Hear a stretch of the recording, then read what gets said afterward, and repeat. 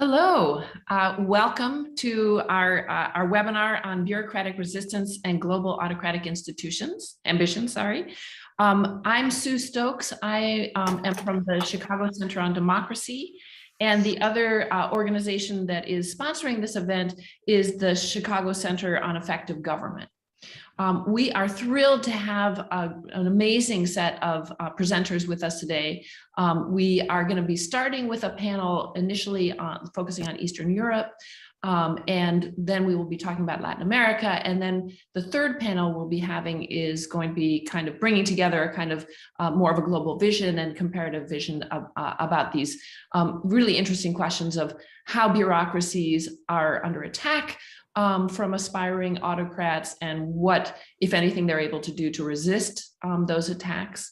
This is a topic related to the question of would-be autocracy, of democratic erosion, has received an enormous amount of attention from political scientists and other social scientists, and rightly so.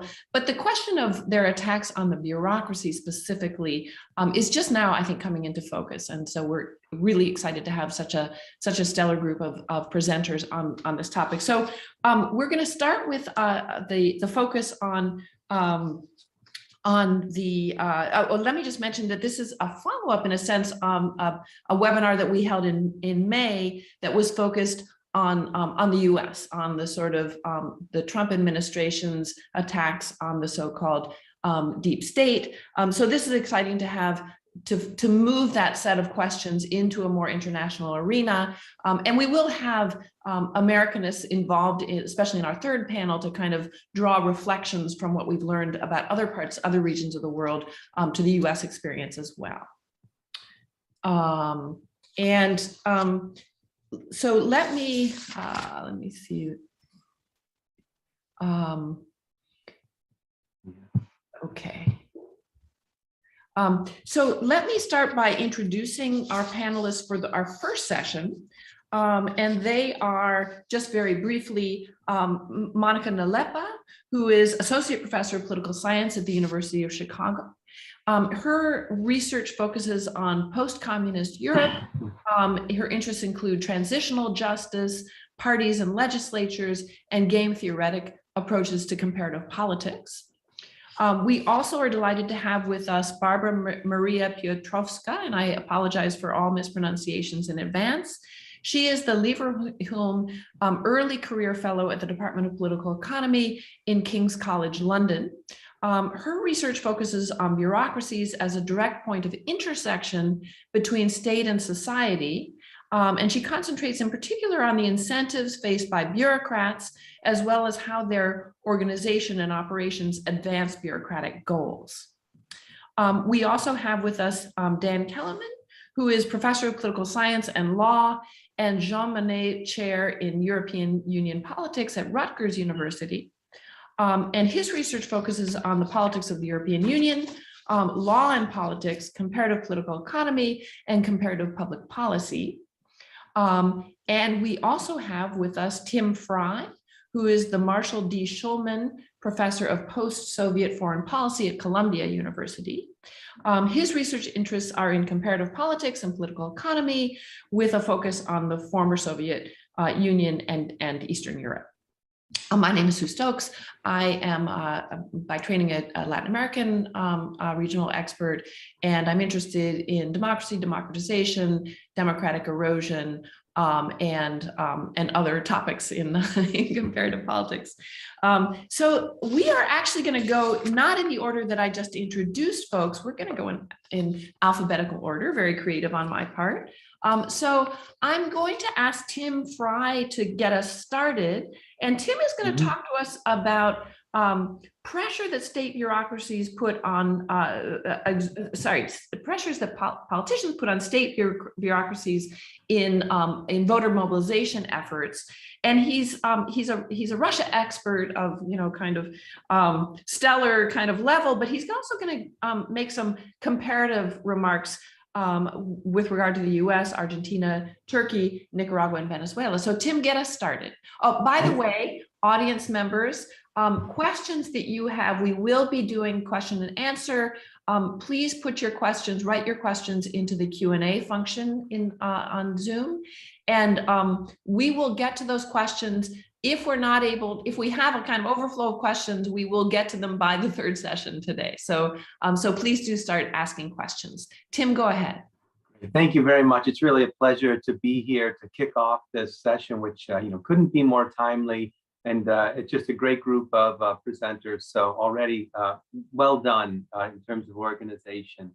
I'm going to talk about a particularly egregious form of eroding democracy by undermining bureaucracy. That is, efforts by politicians to put pressure on state employees around election time. And these can range from subtle and not so subtle hints about how to vote, whom to vote for, to more forceful measures, such as compelling bureaucrats to take part in political rallies, compelling them to try to mobilize other voters, or to make threats of dismissal, threats of cuts in wages, threats of cutting off access to promotions. And this is really violates some of the core principles of democracy. The notion that political actors can make choices of their own volition without repercussions is really at the core of democratic theory. So I think this activity directly undermines democracy. But I also think it indirectly undermines democracy as well by eroding the integrity of these bureaucracies that are supposed to provide a public good. So if the public comes to see these agencies mostly as political wings of one or another party or movement or individual, then we should expect to see trust in these kinds of institutions that are so central to democracy as well. So I think that there's a direct threat to democracy in these kinds of efforts by politicians to threaten state bureaucrats to engage in political activity, but it's also an indirect one as well. It's a problem that's difficult to study. We, with John Reuter at the University of Wisconsin-Milwaukee and David Zacconi at George Washington University, have been studying various forms of workplace mobilization of voters over the last decade. And we've done surveys in Argentina, Indonesia, Nigeria, Russia, Turkey, Ukraine, and Venezuela to get some sense of the prevalence of this activity. And it is fairly widespread. If we take a kind of broad understanding of political mobilization within state bureaucracies, we find that in Argentina, Indonesia, Nigeria, and Russia, about 40% of the bureaucrats who fell into our national random sample reported experiencing some form of political mobilization in the workplace. In Venezuela, the number was 60%. That was on the high end. On the lower end were Turkey and the US, where around 20% of bureaucrats reported experiencing at least some form of political mobilization. And in more rigorous assessments, we looked at the factors that predict what makes it more likely for a state bureaucrat to be exposed to some form of political mobilization. We found that controlling for just a range of demographic features, regional characteristics, in 7 of the 8 states that we looked at, state workers were about, on average, about 15 percentage points more likely to be mobilized by their bosses than were their counterparts in the private sector. So this is a pretty common problem. And this occurred in 7 of the 8 countries in our sample. We found significant differences between the rates at which state bureaucrats were mobilized relative to private sector workers. And of course, any kind of, we say that the difference between these two groups is significant, but any level of political mobilization in state bureaucracies should make us unnervous. So what about some of the cases where we didn't find this effect? Well, one interesting case was Turkey, where we found that there was actually a negative relationship, that if you worked in the private sector, you were more likely to be mobilized by your boss than if you worked in the state sector. But we don't think that's a great case to draw lessons from. We think it's more of an accounting issue, in that there's a lot of anecdotal evidence that rather than employing state contractors directly, they kind of put pressure on state subcontractors, so people who are contracting with the state rather than state employees with directly. I mean, the US case is another one where the rate of political mobilization or exposure to politics in the workplace is lower than in the private sector by a considerable margin. And this, goes back to the Hatch Act of 1939, which was a kind of bipartisan effort to put pressure on Harry Hopkins and the Works Progress Administration, who the conservative wings in the Democratic Party and the Republicans thought that he was getting too much power. And there's been this longstanding bipartisan support for political restrictions in state bureaucracy, in federal bureaucracies in the United States. And in the Trump era, we saw an increase in kind of rates of violations of the Hatch Act, but in comparative perspective, the U.S. case still looks pretty good. The Russia case, where we've done an awful lot of our work, suggests another way that state bureaucracies can be insulated somewhat from this political pressure. And what we found is that in regions within Russia where media freedom was higher, controlling for a whole host of other factors, state bureaucrats were less likely to be mobilized than in regions where the media was less free.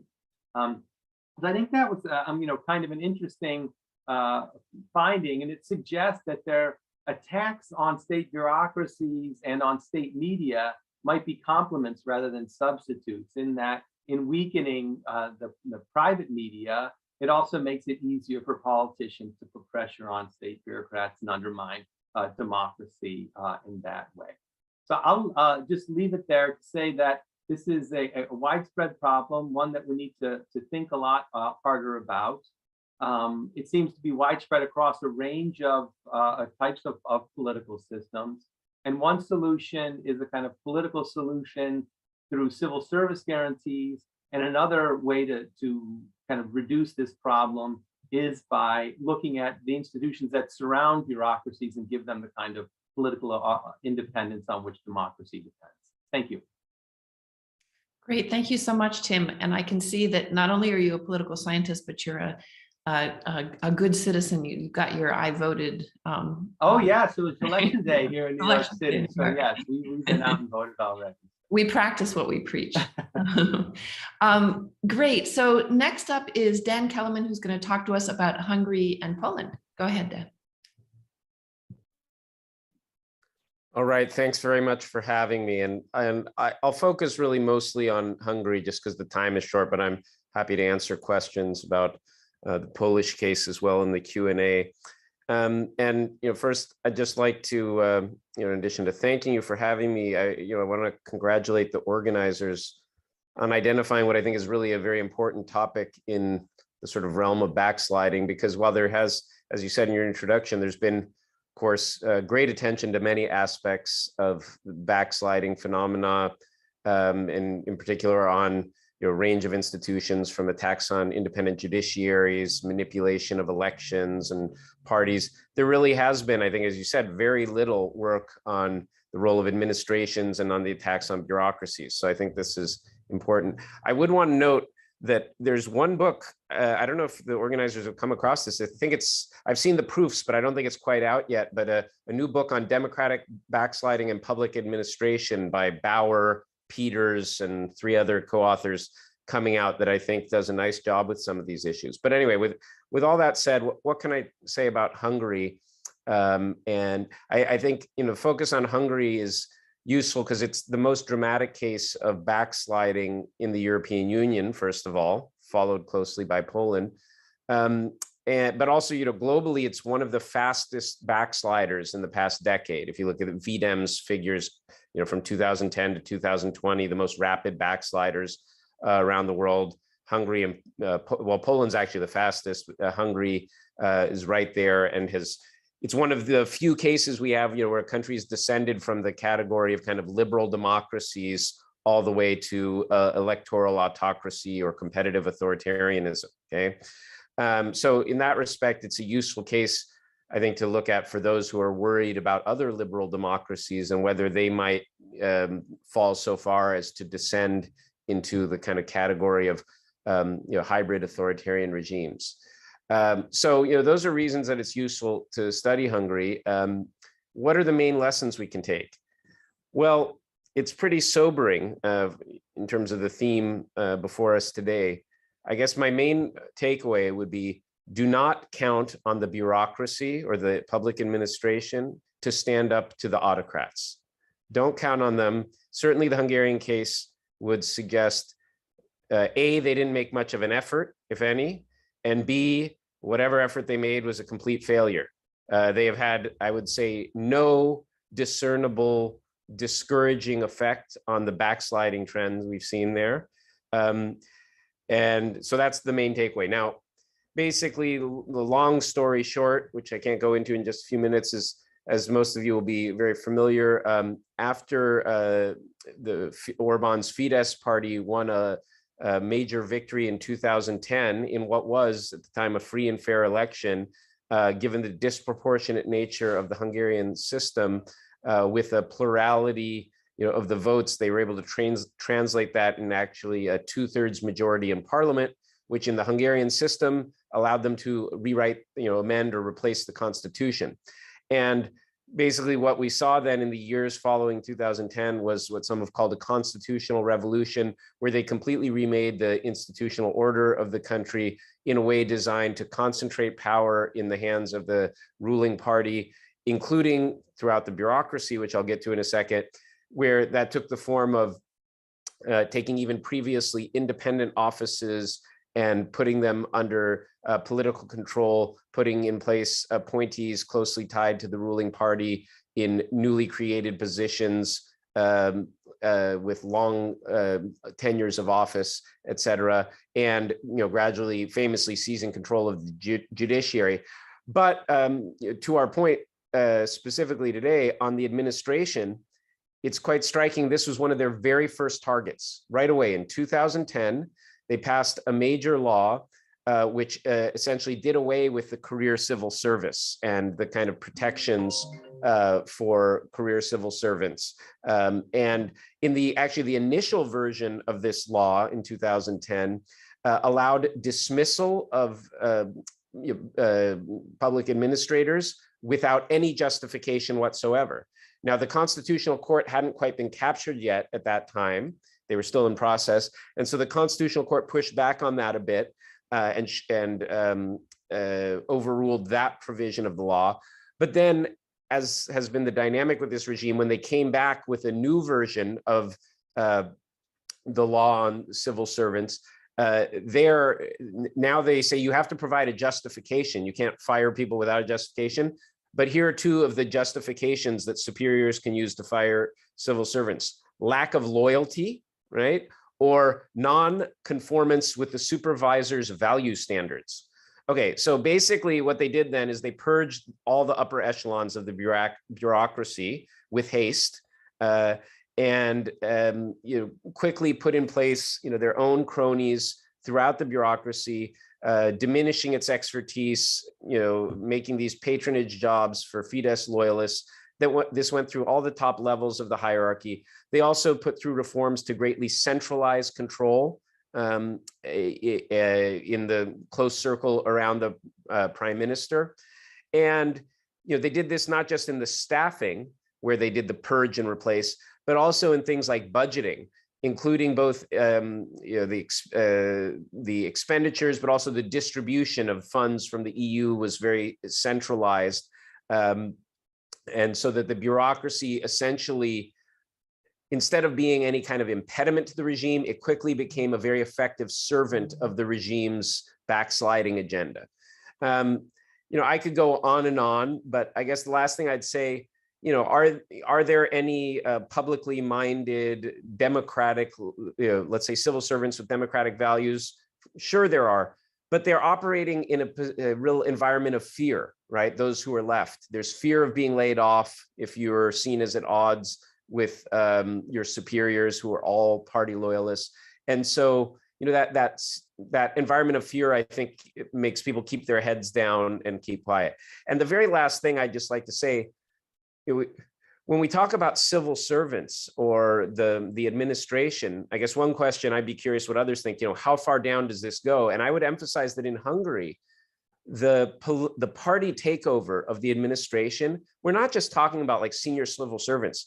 We're down to the level of school headmasters and even teachers. Basically, they all have to pass kind of Fidesz loyalty tests in a sense. Every principal of every school in Hungary is Fidesz connected, right? And teachers dare not, this is like communist times, they dare not like say critical things about the ruling party in social studies classes, right? For fear that some student tells their parent who tells the headmaster and gets them fired. So it's pretty much pervasively a party state by now. Thank you. Thank you, Dan. That was a thoroughly depressing presentation and very enlightening at the same time. He mentioned a book. I think a number of us, I got sent this wonderful book, Bauer et al. Edited volume that's coming out with Cambridge University Press. I actually don't have the details in front of me, but it descended like manna from heaven just a week before this session. So I'm sure many of us have been greedily kind of reading that. So next we will have Monika Nalepa. So take it away, Monika. Thanks. I'm actually having trouble sharing my screen. Hold on, let me try this again. Oh, maybe now it will work. Yeah, no, that worked. Excellent. Thank you so much for inviting me.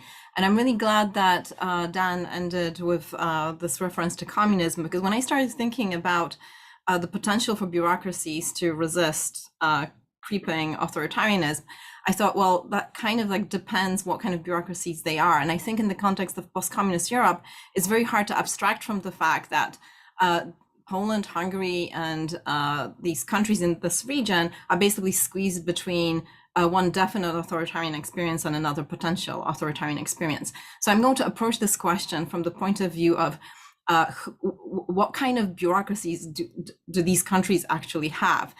And fortunately, working in the global, in the Transitional Justice and Democratic Stability Lab here at the University of Chicago has allowed me to gain this perspective from the point of view of data collection on how Poland, Hungary, and a number of other countries in the region, as well as across the globe, dealt with the personnel that they inherited from their former authoritarian regimes. So the dilemma that is faced after authoritarianism is how to deal with former authoritarian elites, but also the agents of those elites. And those can be agents of repression, and they can also be bureaucrats.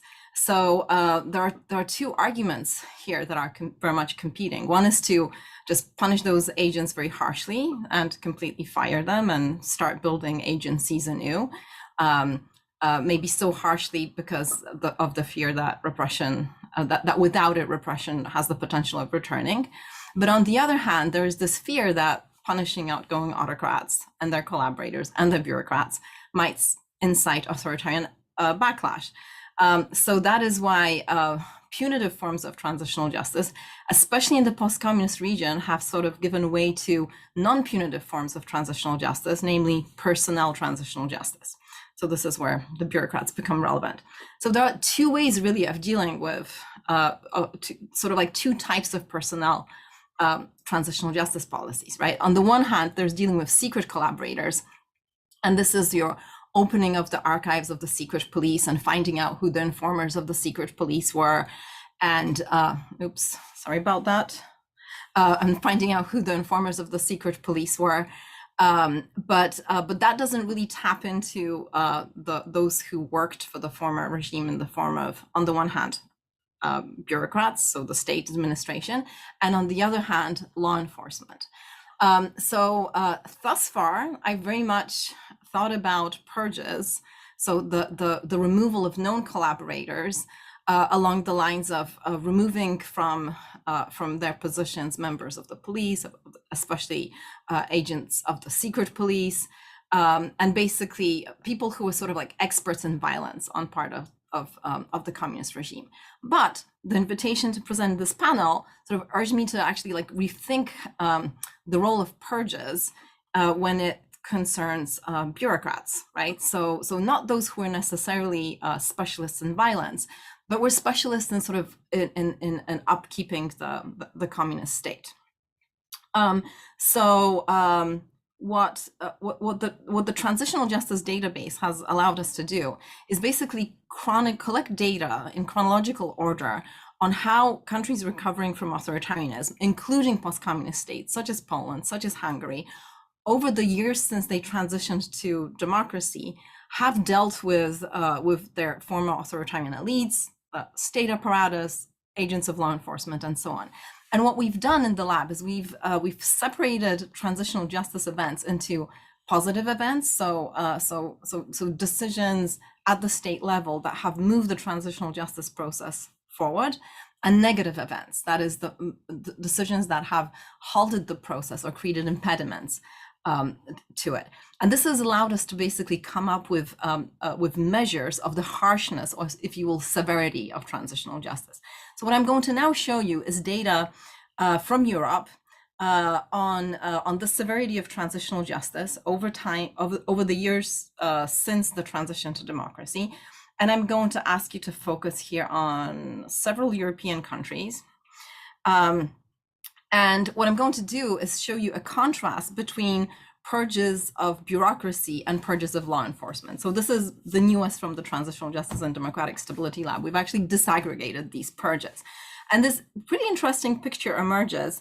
So these are selective purges, which means it's sort of like not a wholesale closing of state agencies that took place in the years following communism, but instead it's actually sort of like verifying on a case-by-case basis who is able to keep their job in the state administration versus not, or law enforcement. So it seems that in Europe, basically, purges of the bureaucracy have gone hand in hand with purges of law enforcement. With some exceptions though, right? So on the one hand, these are selective purges. So in Poland, selective purges have gone hand in hand of bureaucracy and law enforcement. But then in Hungary, there haven't been many selective purges in either, actually. So so these are the selective purges. Now on the next slide, there are thorough purges. So these are purges where a whole agency is closed down and sort of everybody is fired. And this is a pretty interesting picture because Poland now only had those wholesale closings of enforcement agencies, but most of the bureaucratic agencies were actually left intact from the communist period. And in contrast, Hungary over here had pretty high levels of both wholesale closing of enforcement agencies and bureaucratic agencies. So the two countries actually are not very similar to one another when it comes to who those bureaucrats residing in those state agencies were. On the one hand, in Poland, the bureaucrats were sort of selectively purged, but their agencies had never gotten completely closed down. Whereas the Hungarian bureaucrats, who seem to be, as Dan suggested, not resisting Fidesz's takeover, are basically newly formed communities of bureaucrats, if you will, that had to sort of like build anew since communism. So I think those legacies are important to keep in mind when we are thinking about bureaucratic resistance in the region.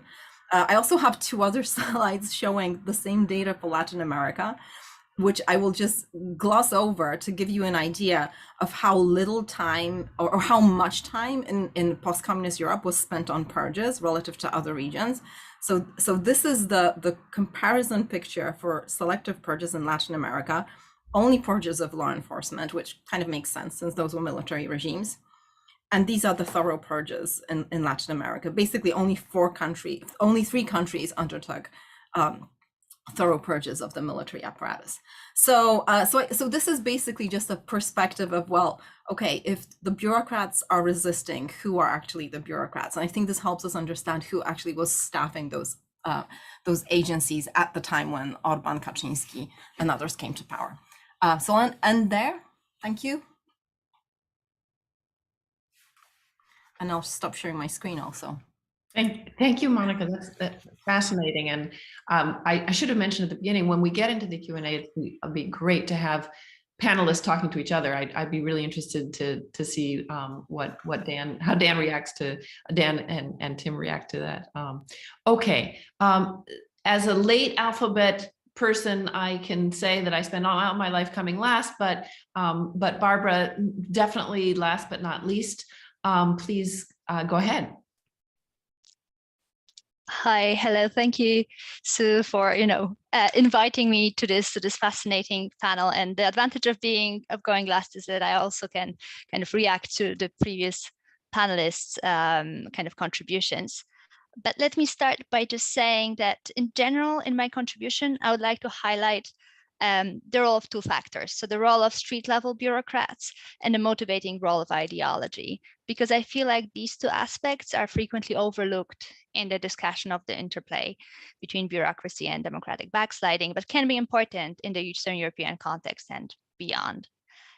Now, starting with street level bureaucracy, and here maybe responding a bit to Dan, I guess my general outlook is going to be a little bit more positive, but I would be very interested to get into more discussion later on. So maybe, okay, let's step back. So by street level bureaucrats, following Lipsky, I mean public sector workers working directly with citizens and delivering policy. So here you should think about occupations such as teachers, judges, police force, and so on. So they're important in the context of democratic backsliding, as they are the ones who actually implement policy, and they also shape the way in which ordinary citizens experience policy. Hence, they have the potential to slow down the process and affect citizen satisfaction with the government. And now this can happen in two ways. So firstly, this more active way, if you want to think about it more like sabotage, they can actively use their street level bureaucrat discretion to steer policy. And here we can think about, for example, judges ruling against the wishes of the government.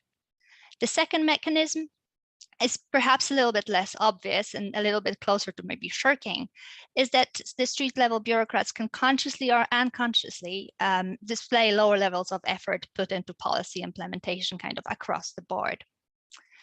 Now, the second and related aspect I wanted to highlight today is the role played by ideology in motivating street level bureaucrats. And here I kind of want to go back to my work on East German Stasi, because there I've seen that appeals to political ideology and ideological conviction were the most prominent ways in which the Stasi tried to recruit their informants.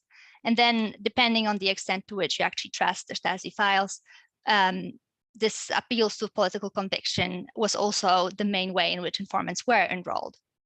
But the role of ideology is kind of visible in wider context. So in a recent working paper, I show that political alignment with government increases street level bureaucrats' motivation. And that is, if you think about government worker who voted for government in power, they would declare higher job satisfaction, pride of work, and willingness to work harder, as opposed to those that voted for parties that did not end up being in government. Hence here, I can see in that paper a kind of crucial importance of political ideology in motivating people in more like kind of unconscious, possibly unconscious ways. Now, putting these two observations together, I think that in the discussion of the role of bureaucracy in frustrating democratic backsliding, it's important to consider the contribution of street level bureaucrats, as well as their levels of support for parties in power. Because if they support the government in power, they might contribute to democratic backsliding. But if they do not, they might, through their kind of everyday small actions, undermine it. And we have seen anecdotal evidence for this anti-democratic backsliding or anti-populist sentiment in Poland. And so, for example, in 2016, we have seen a march of Teachers for Democracy. Then last year, after the Constitutional Tribunal ruling concerning abortion, we have also seen kind of police joining protesters. Then more prominently, Polish Judges Association Justitia, whose activities are concerned with defending the rule of law, currently has more than 3,500 members, or around 30% of all judges. Naturally, not all these members are actively sabotaging the government. This is a small minority, but I do believe that membership such membership is a credible signal of disagreement with governmental activities limiting the rule of law. Now, all of the above are of course only anecdotes, and we do need more systematic research to establish the extent to which this anti-democratic backsliding sentiment is prevalent among different street-level bureaucrat occupations, because it can also be different between teachers, policemen, and judges. But what I will argue is that the action of street-level bureaucrats has the potential to, if not completely stop, then slow down or alter the implementation of certain democratic backsliding policies. And they certainly affect the exact way in which individual citizens experience policies that underlie democratic backsliding. So this is kind of what I wanted to say for now, and I'm looking forward to our discussion in a second. Thank you very much. Fantastic, thank you. Yeah, Tim, go for it. Let me just say quickly, if you're in the audience and you have a question, please do write your question in the Q&A function, and we will get to them. So yeah, but let's go first to Tim, and then I see Dan and Monika also have their hands up. Just a quick comment about the importance of unpacking the state and how useful that can be or not for understanding the problem that we're all discussing today. How should we think about what parts of the state are more or less vulnerable to this?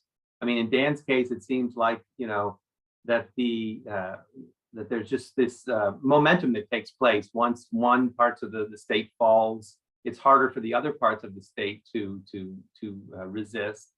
But then, we think like in Virginia Oliveros's work on Argentina, we see that there's a big difference between the political activities of bureaucrats that are appointed by civil service and political appointees. And even in the Russian case, the Russian central bank is, it makes compromises like all central banks do, but I think it's pretty well thought of as an agency that upholds its mandate.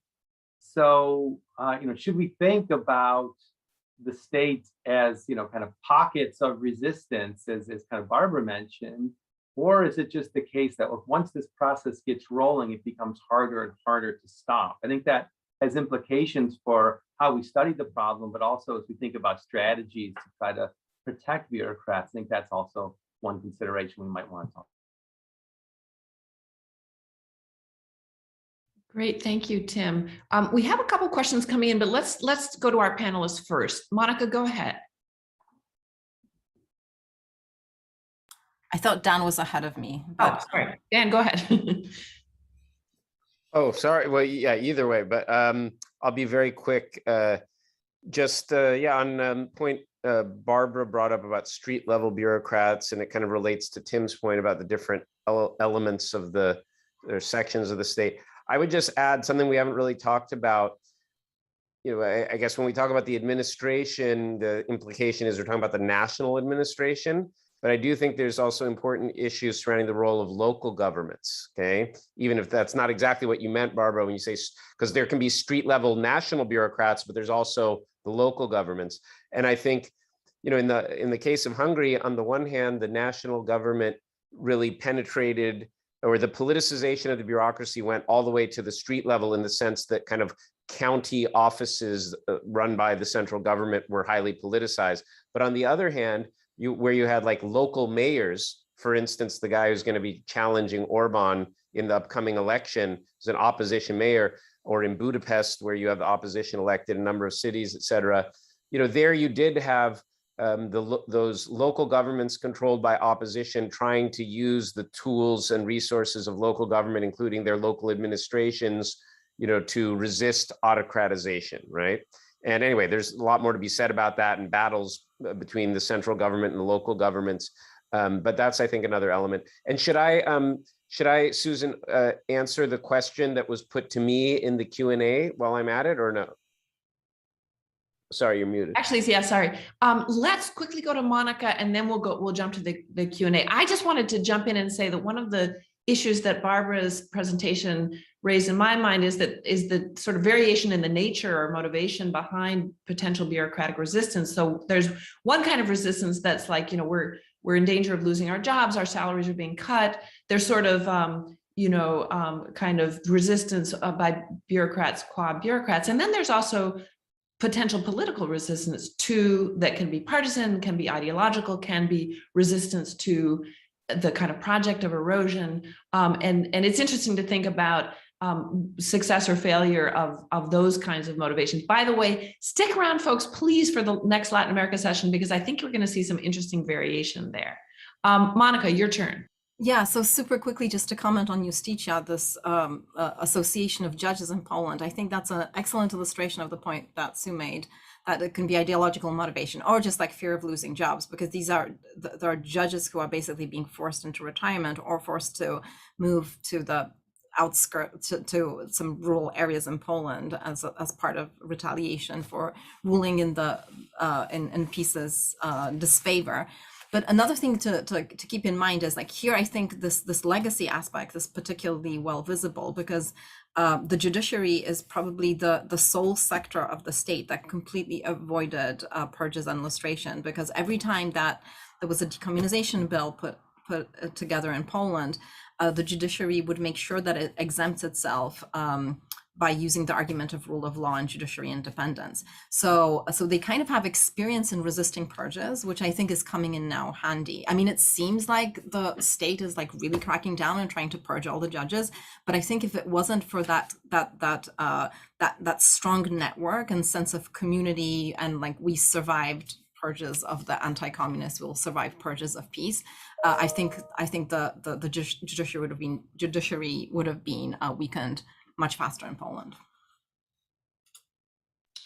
So I want us to start getting to some of the questions that are coming in from our audience. Dan, there's one there that's for you. Do you want to take that one on? Okay. Yeah, I mean, I can just be very quick. That there was a question about Orban's promotion support of Janša in Slovenia, who's Orban's mini-me in a way, and an aspiring autocrat, if not a fully successful one yet. And I guess the answer, to your question, yes, there is networking between these aspiring autocrats. There's learning of lessons. Certainly, Orban is promoting an agenda of spreading autocratization in countries in the region, not only in Slovenia. He's also doing it, through the accession process, where Orban managed. He kind of basically convinced von der Leyen as a political payoff to put one of his lackeys in charge of enlargement. So the EU Commissioner for Enlargement is a loyal servant of Fidesz, who then promotes their anti-democratic agenda, vis-a-vis Serbia and others kind of in the enlargement context. So that's, I think, definitely something to watch out for. But the other part of the question is kind of, is there a far-right international? And I would just say, I think the one limiting factor is these far-right people have hard time sustaining cooperation, in the list of names the questioner gave, and building a true pan-European far-right movement, thankfully.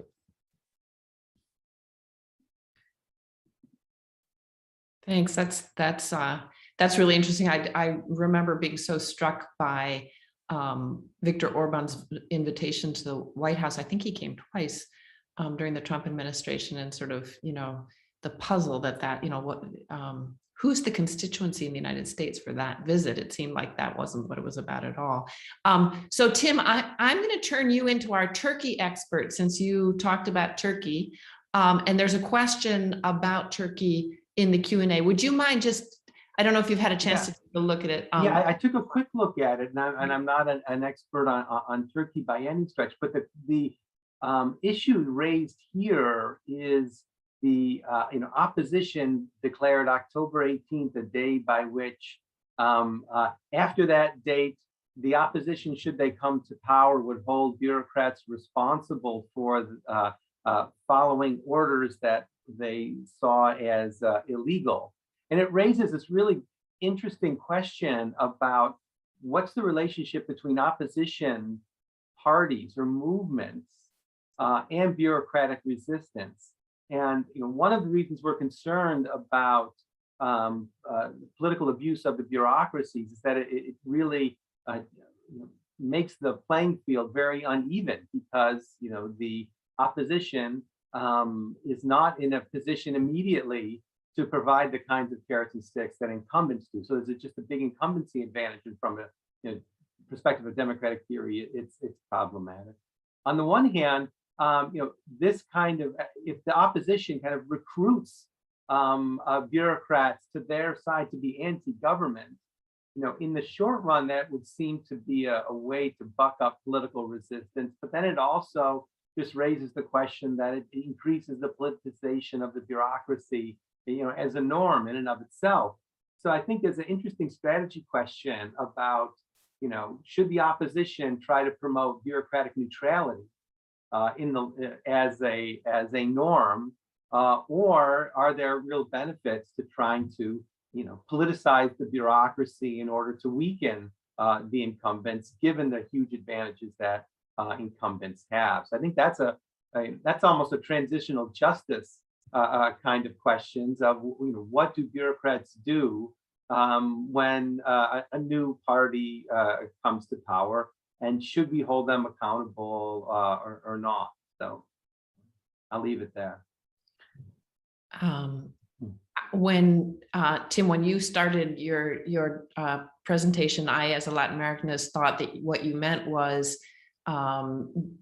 bureaucrats being mobilized to mobilize other people. Yes. But I think what you're talking about is they're just being the sort of end of the line mobilization. So you can see that I'm a Latin Americanist from. Yeah, no, both of those things go on, and it's the range of types of activities that they engage in. Some of them are really normatively unappealing, and some of them could be justified in terms of increasing turnout and increasing information about policy. So it's a much more subtle topic than I'm able to convey in the short topic, but it's worth paying attention to.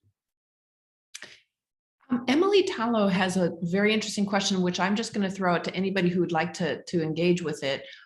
She says, I'm wondering about the role of political patronage in all of this. Much of the evidence presented in the webinar suggests that backsliding leaders make use of coercion to get rid of civil servants or make them bend to their will. But is there a possibility of political patronage being used as carrots to compel civil servants to go along with executive-led backsliding? Anybody want to take that one?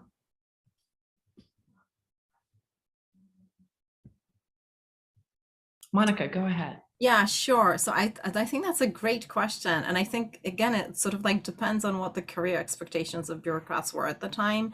So if bureaucracies were professionalized, if the civil service was professionalized so that bureaucrats had a sort of like clear path of, like what they need to do in order to advance in the ranks, then I think I think sort of offering them patronage as a shortcut would be unattractive for the competent bureaucrats, but very attractive for the incompetent ones, right? So like, here comes somebody who will reward loyalty and not care for the fact that you're incompetent as long as you go ideologically with them. So it could happen, but would the autocrat do it? I don't think so, because it would be basically shooting himself in the foot by surrounding themselves with incompetent bureaucrats down the road. So a lot of what I'm saying here is based on this classical loyalty competency trade-off. There's a pretty large literature in the study of authoritarian regimes on this phenomenon. So I think that would backfire down the line, but it doesn't mean that would-be autocrats won't do that or aren't doing it. I'm going to give the word to Barbara, but just before, Michael Bauer is in the audience, one of the editors of the volume that I mentioned, that was mentioned earlier. Michael, if you want to just put the specific information about it in the Q&A, I'd be happy to advertise it for you. It's really terrific. Barbara, go ahead. Yes, I just wanted to add one point about political patronage, and it's a little bit more kind of nuanced than the direct just giving goodies for loyalty. It's more kind of building on Bryn Rosenfeld's work about basically increasing the size of public sector to increase the number of people that basically owe their work to the government.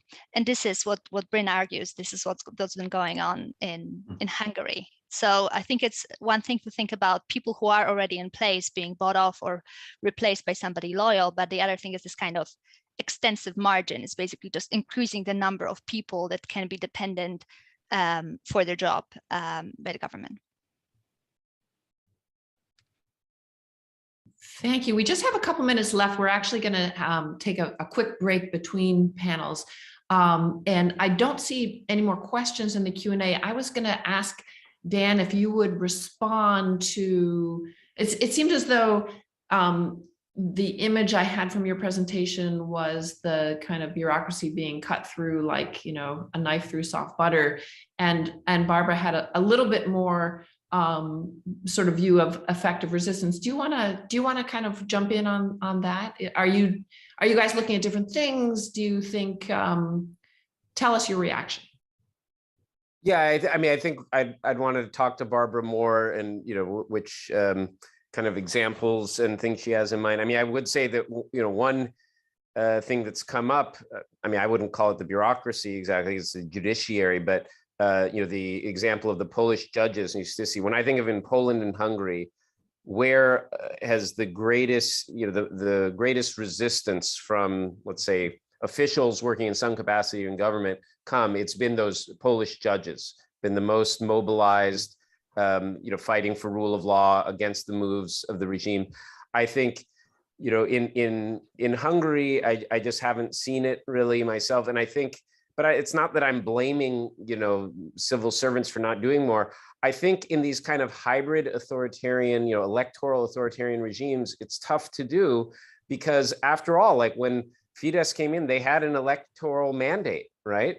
And moreover, since they had a constitutional majority at 2/3, you know, what they did was kind of legal. This is like what Javier Corrales, or, you know, using his term, Kim Lane Sheblev talk about as, you know, autocratic kind of legalism. And that makes it much harder. You know, it's already hard for civil servants to kind of resist when it looks political to do so, but it's even harder when the autocrats are using legalistic techniques, you know, and it's not like they're acting with blatant illegality. So, but yeah, I don't observe in the Hungarian case much resistance from the administration. Okay. Very quickly, Michael Bauer, the book is going to be, the details are going to be posted in the chat. It's called Democratic Backsliding in Public Administration, How Populists in Government Transform State Bureaucracies. We're going to break in a couple of minutes, but there's one question that maybe we can get to before we break. Marjorie Morona asked about the background of the sort of elite profile and origins, as she puts it, of bureaucrats. She mentions judicial folks, but I think in general that might be quite an interesting question. If we, you know, sort of for the sake of argument, say that there's some variation in the success of bureaucrats to resist democratic erosion, does there, Monika very interestingly has suggested potential connections between sort of the legacy of the sort of post-authoritarian periods, but are there differences in origins, in recruitment, in Barbara's also suggested sort of partisan allegiances, in explaining that variation. Somebody just jump in with a quick question. We have approximately, sorry, quick answer. We have 1 minute for a quick answer to that. We can come back to these issues later on in the day. Any takers? Tim, go ahead. So I was just going to throw out one other factor that we haven't talked much about, is just kind of international, what role can international actors play in this? You know, we've talked really primarily from a domestic point of view. And I mention this because I am I guess I'm a street level bureaucrat of the Russian government, having a position at the Higher School of Economics in Moscow. And I think one of the things that, you know, helps in some ways is the international profile of the university, which, you know, I think is helped insulate it in some ways, even if you know, the overall picture, you know, looks looks very difficult. So that was just, you know, when you mentioned, you know, kind of the role of you know, elite origins and career trajectories is one possible factor. You know, one thing that we might want to talk about more is what role can the international community play. And it can cut both ways, where it can also spark a backlash, if it's done in the wrong way. So I throw that out as a topic for the next couple of panels. Well, fantastic. Thank you so much to our panelists and to our audience. We are taking a very quick break before we start in on Latin America panel, which is going to be equally exciting. So please come back, and many thanks to all of you.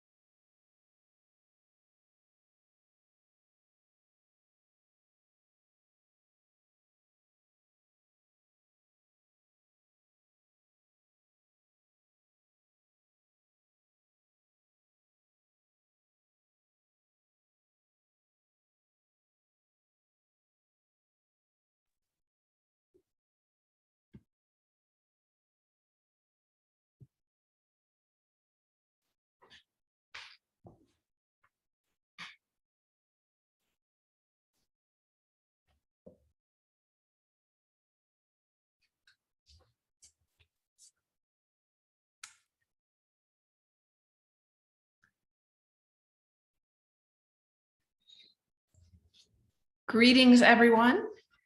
We are beginning the second panel of our conference bureaucratic resistance to global autocratic ambitions. We just had a wonderful panel on Europe, and we are now shifting geographically to Latin America. We have 4 panelists who are highly distinguished and extremely appropriate in terms of their research interest to our sessions today. Let me just very briefly introduce them, and then panelists, we're gonna, I'm very creatively going in alphabetical order for presentation. So, but let me just introduce them. Gabriela Lotta is a professor and researcher of public administration and government at the Getulio Vargas Foundation. She is the coordinator of the Bureaucracy Studies Group at the foundation, and her work focuses on the areas of public policy, bureaucracy, implementation, and government management. So welcome, Gabriela. Eduardo D'Argent is associate professor of political science at the Catholic University of Peru. His research focuses on comparative politics in Latin America, especially on political regimes and political parties. Warm welcome to Eduardo. Javier Corrales is the Dwight W. Morrow 1895 professor of political science at Amherst College. His research on Latin America has focused on the quality of democracy, regime type, presidential powers, political parties, education reform, economic policy making, energy security, and international relations. More recently, Corrales has branched off into the subject of LGBT rights and how they are spreading unevenly throughout Latin America. And as a longtime consumer of Javier's work, I can say that that's as long as that list was, it doesn't even cover all of the things that he's written really interesting work on. Julio Rios Figueroa is associate professor of law at the Instituto Tecnológico Autónomo de México, or ITAM, and his research focuses on comparative politics, the rule of law, and empirical legal studies with an empirical focus on the Latin American region. And I can just say that recently, Julio has been the source of amazing information to yours truly about the recent evolution in kind of judicial politics and encroachments on the judiciary by the Mexican government. So thank you so much, Julio. So as mentioned, we are going to go in alphabetical order. Let me just repeat to our audience that you should write your questions in the Q&A, and we are going to do our best to get to the questions that are posted for this session. If there's any overflow, we have another session, and we will do our very best to get to all of those questions. So Javier, start us out. Thank you very much, Sue, and thank you everyone for listening. And delighted to be here with all the panelists, or really major stars, and I feel honored to be here. I want to begin by reiterating what Dan in the previous panel mentioned, which is we cannot count on bureaucracies to really be an important impediment to democratic backsliding. This is absolutely true, and in a chapter that I'm working on for a new book that I'm writing on Venezuela, I compare the process of democratic backsliding in Venezuela with Colombia. And for those of you who are not familiar, so at some point, one could argue Colombia was a semi-authoritarian regime, but it didn't backslide as much as Venezuela did. And I'm arguing actually that one of the key differences is, despite of what I just said, is that in the case of Venezuela, the president was able to fully colonize the bureaucracy. And in Colombia, the president wasn't able to colonize the bureaucracy. So although the bureaucrats will not be able to stand up, there is variation in the extent to which the president can or wants to colonize the bureaucracy. I'm using the term colonizing bureaucracy taken from Jan Werner Mueller's point about how populism encourages democratic backsliding. I'm talking about the Hugo Chavez government in Venezuela in the 2000s, but I'm comparing it to the Uribe administration. Uribe had far more popularity and appeal in his country, was able to get very far in restricting liberal democracy, but in the end, he didn't go far enough. He got stopped. And yes, we know the story of the courts stopping him. And an important reason the courts were able to stop him, and this was mentioned in the previous panel, is because that was one of the institutions that was not fully colonized, but there were others as well, including an economic institution important in Colombia, and that was the oil company. So there is some of that, and I have some data about it, but let's not bore you with some data. Let me say a few other things about these cases. Now, when I was a graduate student, we used to study bureaucracies as an impediment to everything that the president wanted to do, and in fact, in another country I study all the time, Cuba, every time that you ask any president, why is it that things aren't working out, they said, oh, bureaucrats and inertia and corruption. And I think there's some of that, but I think the idea is that we need to be able to be clear as scholars that when it comes to executive aggrandizement, the bureaucracy can be completely easily domesticated by the executive branch to provide not just a blank check, but enormous facilities. So, bureaucracies facilitate executive aggrandizement, even if they impede top-down directives. So you are going to automatically get the phenomenon that we fear very frequently of a bureaucracy that produces, on the one hand, authoritarianism because it facilitates aggrandizement, but also incompetent administration because of this trade-off that we mentioned between the loyalty competence. So in a country like Venezuela, where the state was able to colonize the bureaucracy fully with loyalists, you see a quick rise in autocracy and a very quick drop in policy competence. These are not separate processes, but perhaps necessary of each other. And then I want to say 2 more points and then I'll stop. Perhaps the most important difference between the Colombia and the Venezuela case is that there is variation in the formal powers of the president to make nominations. One of the first things that went away in Venezuela is whatever formal restraints that might have existed in Chavez's ability to nominate people in the bureaucracy. This was preserved in Colombia to a greater degree. Now, having said that, with more time, even if you have restricted rules for nominations, you can increase the loyalty of the bureaucracy, and you see it with Uribe. Uribe, with time, following norms and not doing a full colonization, was moving in the direction of greater colonization. But he went much, much more slowly, enough to be able to give time for the rest of civil society to react and offer forms of resistance. And then finally, let me say something more contemporary, not compare so much Chavez and Uribe, but a little bit the Maduro administration in Venezuela. What we have also seen, what I'm also seeing is that once executive aggrandizement is there and the bureaucracy is going along, and once you have significant levels of incompetence, it seems that presidents need to do a little bit more to get those bureaucracies to stay on board. And sort of like this is at time 2 of democratic backsliding, if you will.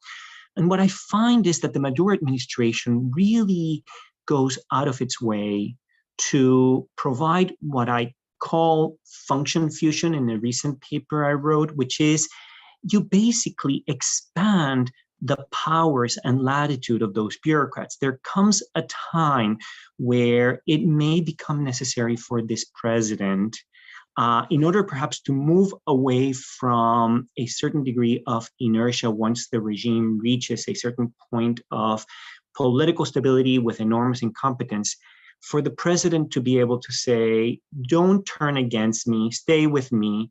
And this means that I have to give you far more prerogatives. One of the things that the Venezuelan regime has done is precisely to turn bureaucrats into criminals, deliberate, allow them to do that, to engage in all forms of illicit activities. Now, not all countries reach this level of permissiveness, but in many ways, one could argue is inevitable once you end up in this condition of high levels of autocracy with high levels of incompetence. You're going to have to think of an additional way of getting bureaucrats to stay on board and not abandon ship. And this can be done by expanding the opportunities for criminality.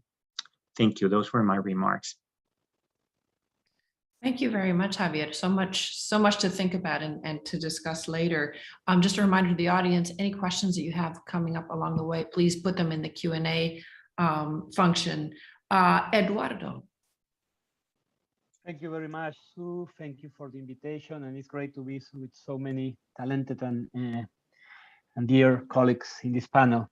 So let me say, I want to share 4 ideas about this issue. And let me put some context, although Javier has already mentioned it. Latin America has changed a lot in regards to bureaucracy. We're looking much more to bureaucracy. There is more money invested in bureaucracy. Maybe it has to do with the time with democracy, the international reform agendas, but now bureaucracy is a bigger issue in Latin America, and I think that's makes this topic more interesting. We're going to see in this kind of debates about political regime, authoritarianism, and bureaucracy, more and more interesting dynamics. So let me discuss 4 ideas about this kind of dynamics. So now I think bureaucracy is going to be another arena to look for democratic conflict. This, of course, has happened in the past, but I think we're going to have more given this higher interest in bureaucracy, we'll have more interesting interaction at different levels of the state, central state and municipal level, regional, federal. But it's good to remember that it's not always good bureaucracies against autocrats. It's not that professional bureaucracies may resist more autocracy, but we will find complex dynamics.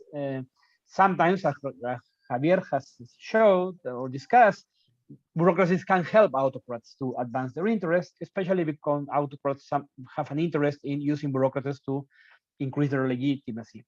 But also there may be, how can I call them, bad limits to power concentration. I remember this classic Muselis article about clientelism against populism. Sometimes clientelism can prevent power concentration, but not because we have great bureaucracies, but because we have clientelistic bureaucracies attached to political parties. And in Latin America, in which parties are fading, this may be a problem if you're looking into power concentration. Clientelistic bureaucracies may be less prone to control government, central government, than in the past. So it's an interesting dynamic to consider.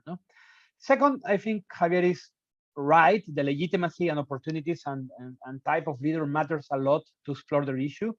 The Fujimori regime, I know the best in the past, showed that when you have a strong concentration of power, strong popularity, big legitimacy, bureaucracies can do very little to control the president, and they become tools of these powerful individuals, of powerful regimes.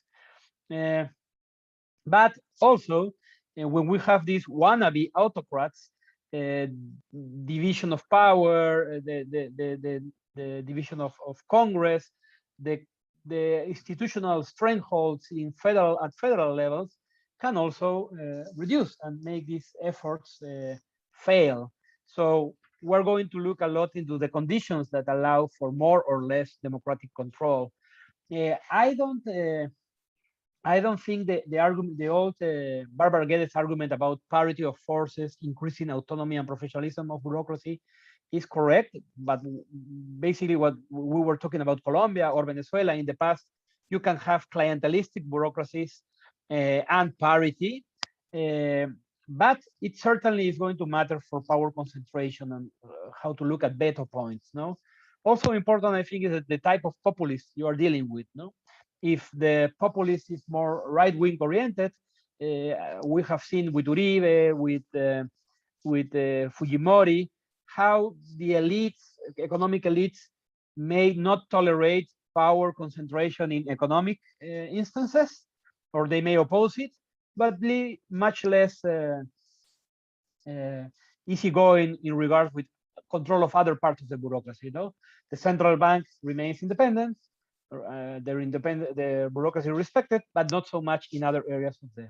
So, I think looking at the kind of populist you are, you have in the country, the kind of support he or she has, is very important to understand also these dynamics. Third, and also based on Javier's previous work, the best rules, the technical best rules, may not be the best rules to control autocracy. I always remember Javier's example of PDVSA, no? When the system, PDVSA management system, was inefficient, inverted commas, because it was too divided, not general management, a lot of consultation have to be made to make decisions, it was much more difficult to control. When you eased and centralized decision making, it was easier for Chavez to control it.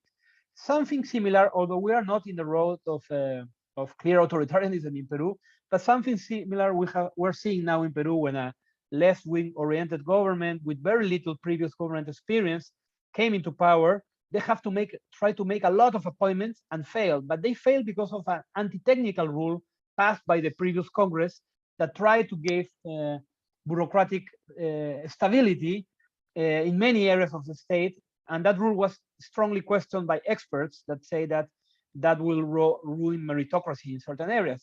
Somehow this has prevented bureaucratic control. Of course, there are other rules that may be better fit for any situation.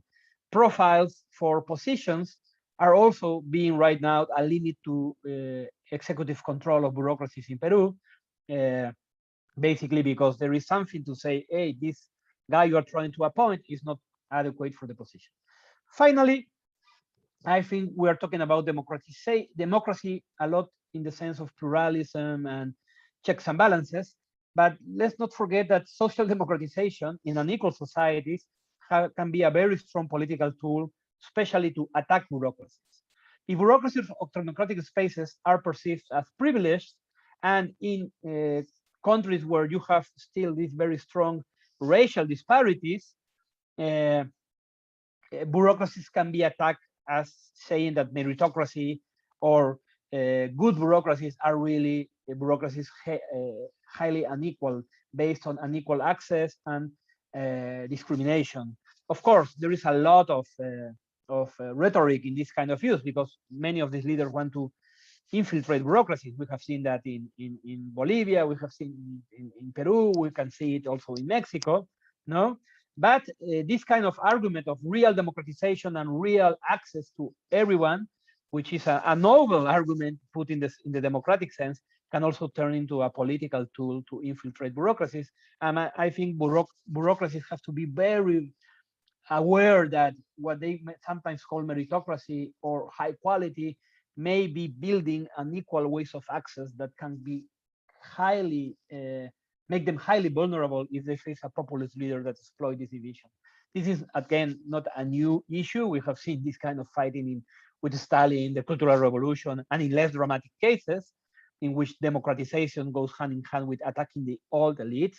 Also, the classical Bavarian bureaucracy had a lot of old elite in it, no? But I think it's something that bureaucrats have to be especially aware that they cannot be perceived as unequal agents in unequal societies. Thank you very much. Thank you so much, Eduardo. That was fascinating. Next up is Gabriela Lotta from Brazil. Go ahead, Gabriela.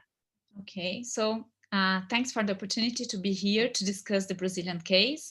I think we have a lot of similarities with the cases that have been presented so far, which is at the same time really interesting and sad. What I will present here is part of a broader research about political control and bureaucratic resistance in Brazil. We have been doing interviews with bureaucrats during Bolsonaro's presidency, and we have conducted so far more than 100 interviews with civil servants. The research is conducted by me and some colleagues, but what I will present here today is just part of a paper I'm writing with Catherine Bersch. So to start, Brazil has strong to the civil service and stability at the federal level. Public sector wages, especially at the federal level, are pretty high. And this has attracted a well-educated core of individuals from around the country, creating, as we are arguing, a bureaucratic technocracy that defends the state and the democracy. This bureaucracy was socialized in a democratic government with many institutions of participation and social control. And considering Bolsonaro's purposes of institutional dismantling and the risks of democratic backsliding imposed by him, this bureaucracy is against the president. Since the beginning of the government, this bureaucracy has resisted Bolsonaro's effort at control. They imposed many barriers to the president's project using strategies as voice, like speaking against the president in a variety of ways, as well as sabotaging certain policy efforts or even shirking to protect democratic institutions. And they were able in the beginning to diminish political interference, especially in areas with very specialized knowledge about the state, the policies, or about administrative procedures. However, our argument is that political control and bureaucratic resistance are dynamic and relational processes that involve political learning by both sides. In this way, over time, Bolsonaro's politicians learned how to maximize individual and institutionalized repercussions, and at the same time, how to reduce areas of contestation. They started using many formal mechanisms to accuse bureaucrats individually, to persecute and to silence them. One example is the laws they created imposing censorship in the bureaucracy with individual punishment. In this way, what we see is that the forms of political control and the attacks shifted from a collective to an individual level, and from the informal to the formal instruments. As a consequence, bureaucrats also learned that the individual forms of resistance would generate individual consequences, and they learned a new way to resist, using collective and institutionalized measures, such as relying on unions or activating the judicial system to protect themselves. However, these forms of resistance take time, they cost money, and many times they are not so effective. And again, observing this process as a relational one, the government is improving its political control, now using military management as a way to guarantee control and obedience. Just to have an idea, 30% of the positions right now in the whole government are occupied by individuals affiliated to the military. They are in very strategic areas, such as human resources, ethical committees, Comptroller General, and Environmental Ministry, where they are more than 90% of the positions. So military management is based on control over bodies, discipline, and a blind obedience to what chiefs request, with strong punishment for those who do not comply. This new form of political control is very effective in generating fear and paralysis among bureaucrats, as some other presenters also mentioned it. It decreases the capacity of reaction and resistance, and we are now witnessing in Brazil, Brazilian federal government, a long process of giving up and exiting by bureaucrats.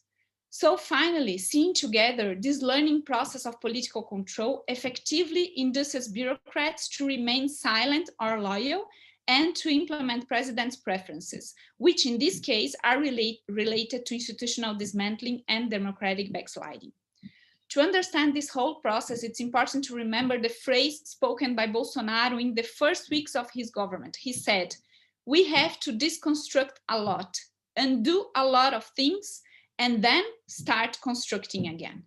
Bolsonaro has followed this proposal since the beginning, based on a learning process about increasingly effective actions of political control over bureaucracy. That's all for now. Thank you. Thank you very much, Gabriela. That's fascinating. I'm sure there's going to be interest in whether the paper is available and when. Okay, so Julio is going to be our last presenter. Just remember, folks in the audience, please start thinking about questions and post them in the Q&A function, and we will turn to them after Julio's presentation. Thank you very much, Susan. Thank you for the invitation. It's a pleasure to be here today. So my comments are more related to the third question set for the debate on whether successful resistance on behalf of bureaucrats can be explained more by structures rather than by specific choices of individuals. So I will make that point regarding the judiciary in Mexico, but let me first present a brief context. In Mexico, since July 2018, we have been experiencing the phenomenon of populism, a phenomenon that originates in a constitutional democracy that, according to Nadia Urbinati, combines three necessary elements: a charismatic leader, legitimately and legally elected, who uses this binary discourse between the people and the corrupt elite. And of course, the leader identifies himself and his party or movement as the vehicle through which the people will obtain the just changes that have been thwarted by the corrupted elite. So we have had this in Mexico since the last 3 years. The President Andrés Manuel López Obrador and his movement of national regeneration fit that description. I mentioned this because Mexico had not been included until recently in the set of countries that have been experiencing this phenomenon. So it is important that we think about it in these terms now. And we have seen, since the arrival of López Obrador to the presidency, attacks on the bureaucracy, defunding and budget cuts, public and very frequent attacks in the media by the president himself on bureaucrats of all kinds and levels, cooptation through forced resignations and questionable appointments of top officials, sidelining of the bureaucracy in matters that are relevant to the government, persecution or intimidation of specific individuals, sending a chilling signal to the rest, and also wholesale closings of some agencies. But interestingly, in Mexico, not all administrative agencies and autonomous state organs have been hit in the same way and with the same force or depth. Also, some agencies have been more capable to resist than others.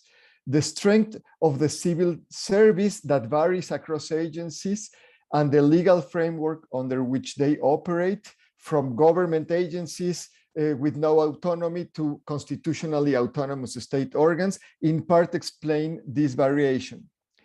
But in the remainder of my time, I want to advance a hypothesis from a work in progress with Mariano Sanchez Talanquer.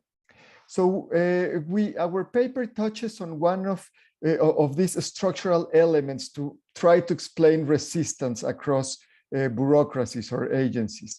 So the idea is the following. In some bureaucracies, patrimonialism that originated and was functional for the authoritarian regime became an obstacle to the full development of merit-based reforms to establish Bavarian bureaucracies under democracy. But interestingly, patrimonialism right now under populism might be the source of effective bureaucratic resistance. We have collected data that initially supports this hypothesis regarding specifically the Mexican federal judiciary in the last 80 years. It is to be seen if it can be expanded to other governmental agencies and autonomous constitutional organs. But what we find is that throughout the authoritarian regime in Mexico, when the Supreme Court justices had the prerogative to handpick lower court federal judges, patrimonialism developed as part of a political exchange. The judiciary would support the authoritarian regime, key decisions in key topics, for instance, while also getting in return some or huge autonomy to deal with its internal affairs. So everything from appointments and the management of judges' careers, but also the administration of material resources. The same setup was built for the armed forces and also the Catholic Church, interestingly, in Mexico. However, we find that not all Supreme Court justices under the authoritarian period were alike. There was a distinction between some more internal or core members of the judiciary, those who started young and developed their whole career inside the judiciary, and other external, more political figures who arrived at the court as one more step in the rotation of positions within the elite members of the hegemonic party. So this distinction between core and internal Supreme Court justices was also important for the appointment of people. Internal Supreme Court justices appointed more federal judges, and their appointees also advanced faster in the career. So interestingly, in the transition to democracy, this distinction between internal and external remained, and because of the peculiarities of the transition in Mexico, the bulk of the judiciary under democracy after transition was sort of dominated by these internal members. And those were the ones who started resisting the reforms, the meritocratic reforms, to establish a formal judicial career in Mexico, and a more Bavarian judicial career, if you like. They could get away with this because under democracy, as was said in the previous panel, judicial independence became a shield to face these external pressures that wanted to reform these internal aspects of the judiciary.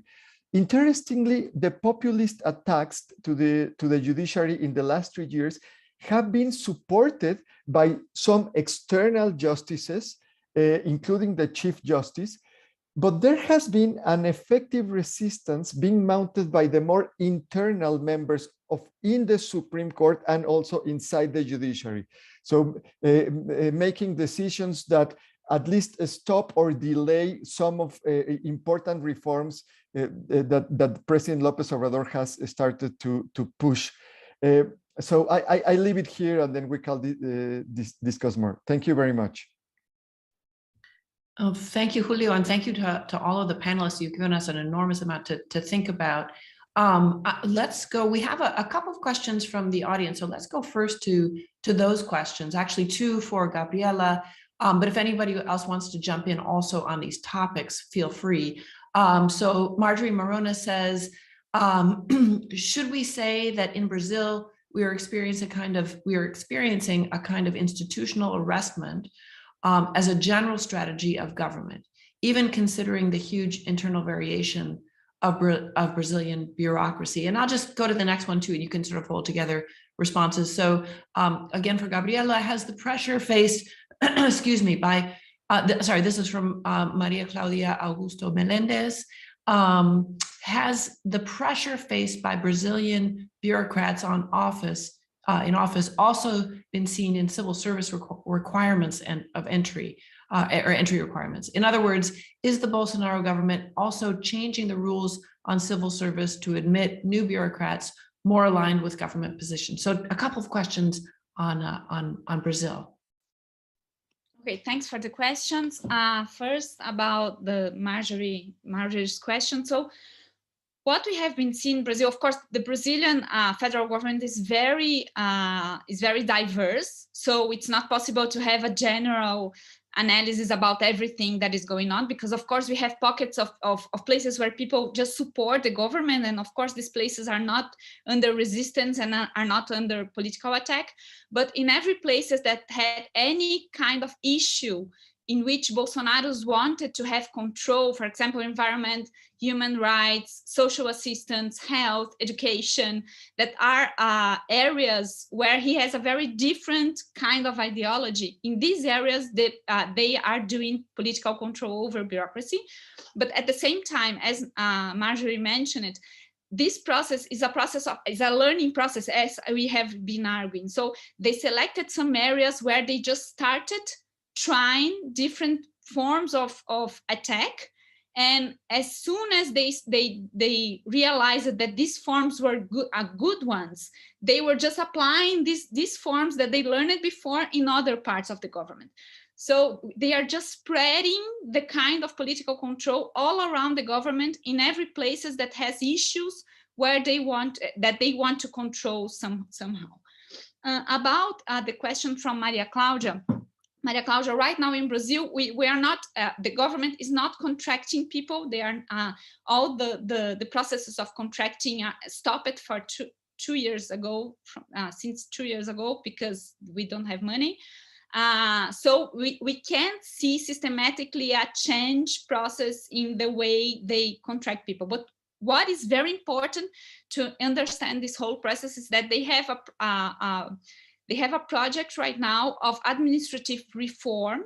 And one of the main issues of the administrative reform is that they don't want civil servants to have tenure anymore.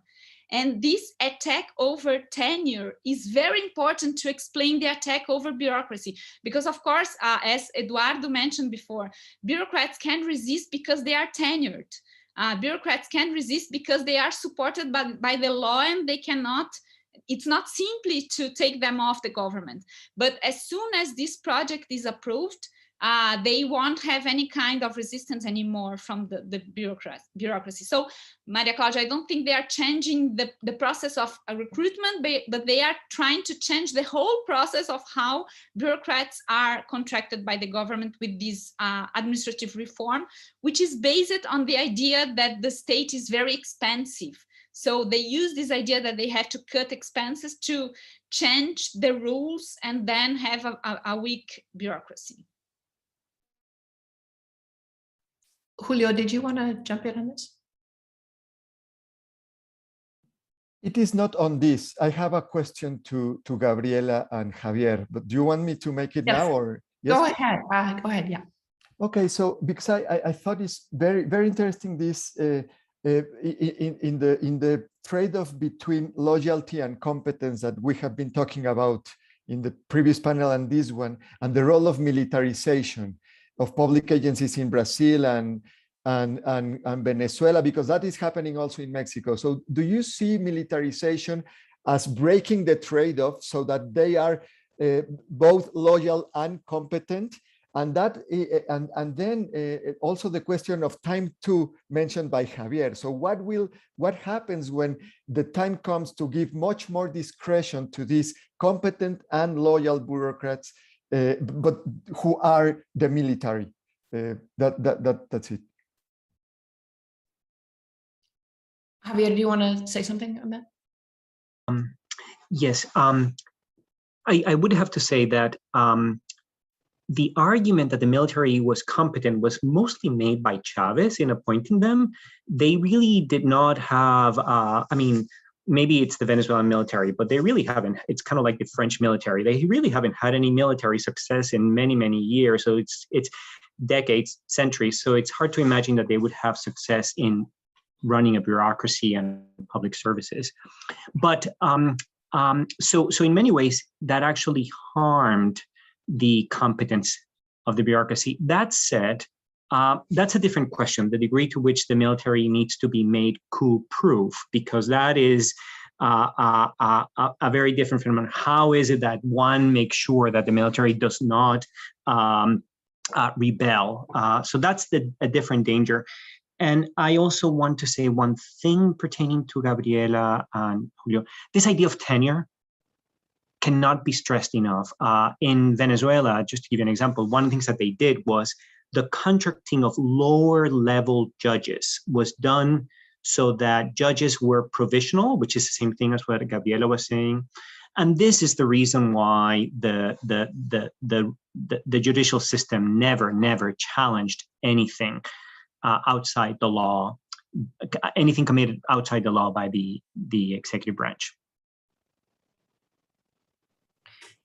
I also was very struck by Javier's mentioning of this, the trade-off between competence and loyalty.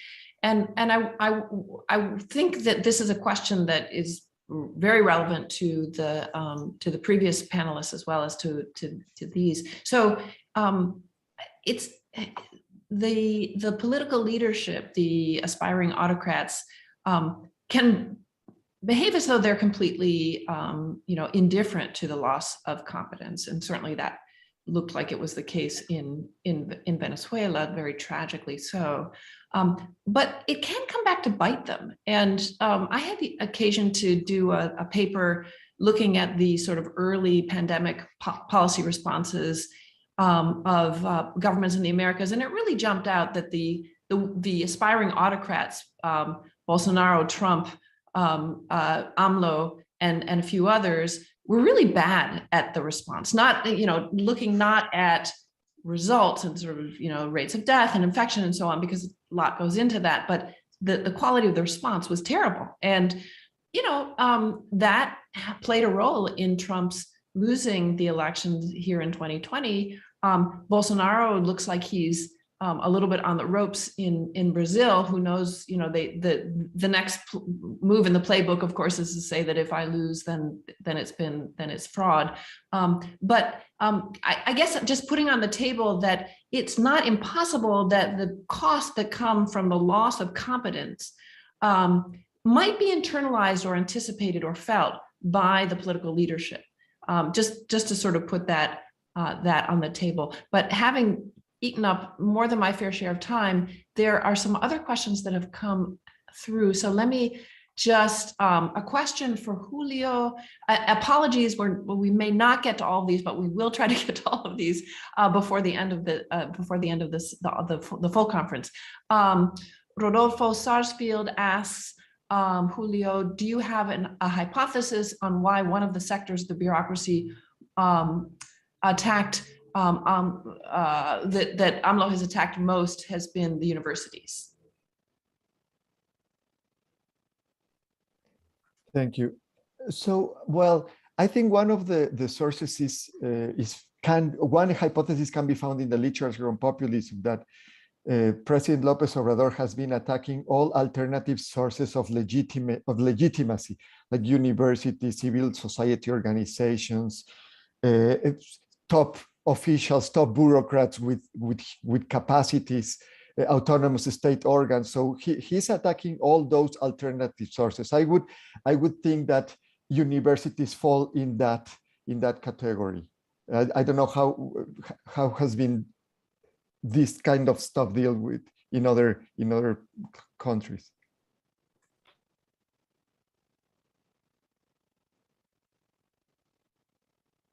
Yeah, I think there was a lot of that. Javier could speak to that. There was a lot of that in Venezuela as well. I think that. But this is the latest trend in populism. This attack on technocracy has now been made a flagship of populism. And Sue is right. At some point, Kurt Whalen is about to publish a paper on how populists in the end up backfiring. And part of it is what Sue was saying. This attack on technocracy will cost them somehow. They may be able to survive it, but it is not entirely in their full self-interest.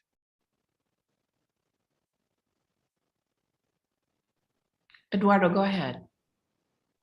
Yes, something interesting in that line that is also Whalen talking about is the weakness of political parties, no? That somehow political parties can help sustain bureaucracies, professional bureaucracies, and political leaders somehow mediate, no? But when you have populists that are pressuring for results, weak political parties, the clash is going to happen somehow, no?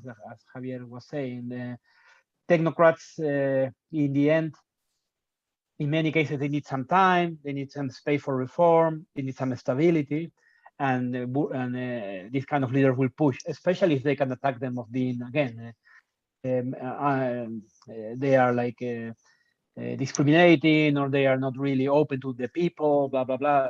We're seeing that happen in many places. Our current president campaign using the idea that higher instances of power, and he put together regulatory agencies, constitutional court, the ombudsman office, everything was the higher echelon. So it can be very dangerous. No? Eduardo, I was trying to remember Fujimori's relationship with university leaderships, given that he had been a rector of a university himself. Maybe you can remind us. And I have to say that I've been just as part of a research project, I've been reading closely the early campaign speeches of people like Chavez, and I was struck that Chavez's early attacks, you may not even remember this, I'm talking a long time ago, his early attacks on the university leadership was openly partisan. So the problem was not an antipathy toward technocracy, although maybe that became part of his sort of profile later. But it was that they're adecos, and that was, he was perfectly open about it. I mean that the partisan leadership was part of this corrupt old regime that was that were the counter-revolutionaries, and we have to get rid of them. But that was the nature of the attack. Yes. So you disguise since you cannot come out saying I'm anti-technocracy, you just have to say that the technocrats are partisan. López Obrador is doing that exactly with La UNAM, saying they're neoliberals.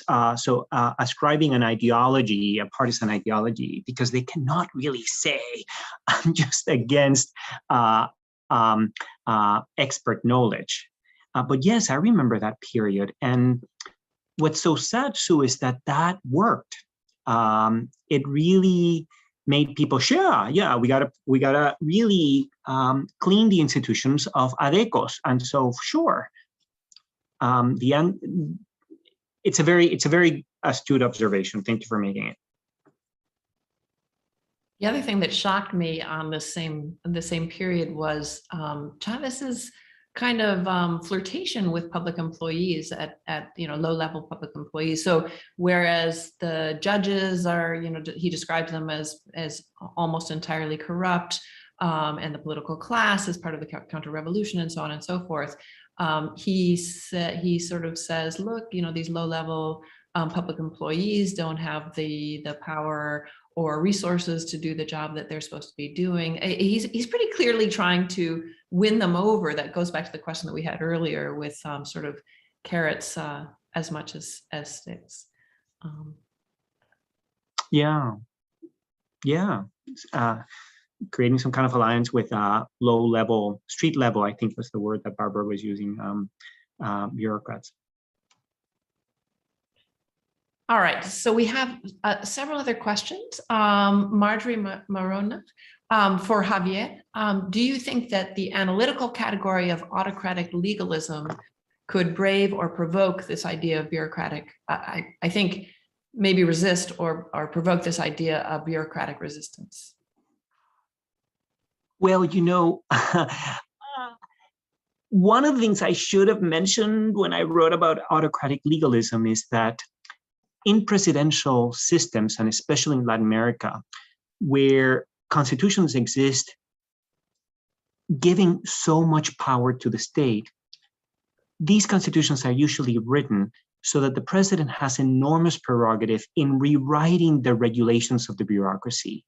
If there's one area where there's almost very little checks and balances, is in the production of regulations and rules of bureaucracies. And this, I think, is the one way that autocratic legalism can fight bureaucratic resistance, because you just change the norms. We saw it in the United States, that one of the first things that the Trump administration did is to then convert Homeland Security into an instrument of anti-immigration policy far more by just changing the regulations of what they need to enforce.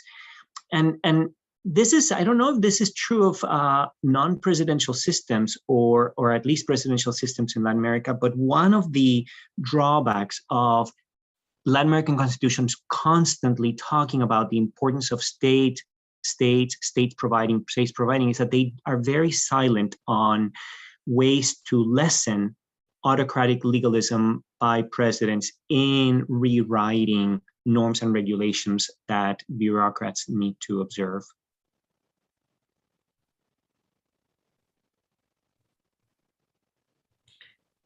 Okay, that's fabulous. Thank you. So we have probably time for maybe one or possibly two more questions.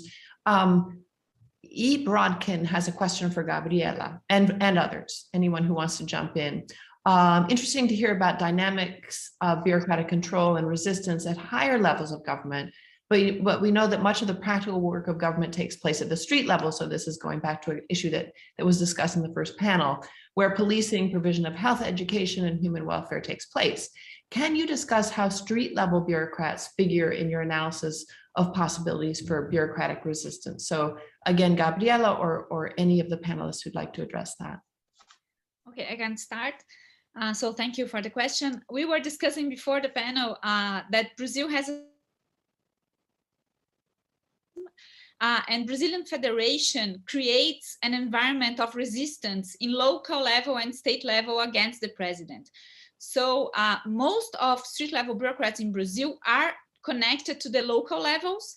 So the president can say bad things about them, but they cannot, he cannot threaten them directly, because he does not have the instruments against this kind of bureaucracy. But what we are seeing, Evelyn, in street level bureaucracy is that the president's speeches, for example, against vaccines, against any measures of the pandemic, is affecting directly the street level bureaucrats, because citizens became a way to use the president's speeches against the street level bureaucrats. So it's not that the presidents attack them directly, but the president gives resources to citizens to attack street level bureaucrats, and they are suffering a lot. For example, when they ask people to use masks and people say no, but the president said that masks are useless. The president said that vaccines are very dangerous, things like that. So what the president is doing is improving the ways that citizens have to attack the bureaucracy and not directly attacking them. This is a horrible situation, of course, because working at the street level is very hard. And when you don't have the political support, is even worse. And this also helps explaining, as Susan mentioned before, the Brazilian tragedy in facing the pandemic, because we have the president against street level bureaucrats who are facing the pandemic directly. So just to pick up on that, Gabriela, I'm going to jump in here. Is it not the case that has really that those bad results have really hurt Bolsonaro, as well as economic downturn, and are part of the backdrop against which he seems to face a difficult re-election? So is he not harmed by this trade-off, this sort of opting for loyalty over competence? Yeah, it is. But what he's doing is he's governing for the 20% of citizens that are loyal to him. And these people are very, how can I say, they are not in the middle of the decisions, like they are in the extremes of everything. And he's all the time governing for the extremes. So that's why he needs bureaucrats very loyal to him, because there's no rationality, no economic rationality in the way they make decisions. For example, we always say in Brazil that if Bolsonaro just supported the how to face the pandemic, like supported vaccines, because we have a very large health system that could just face the pandemic, he would gain this election easily next year. But he decided to govern to these very extreme people that support him. And this helps explaining, Susan, why he's losing support from the rest of the population that is not so radical as these people is. So it sounds all too familiar from a US perspective. Does anybody else want to jump in on this issue of kind of street level bureaucrats, or people who are sort of really directly providing the services, as opposed to higher level folks in the bureaucracy, and how that plays with the aspiring autocrats, Ms. Brodkin's question.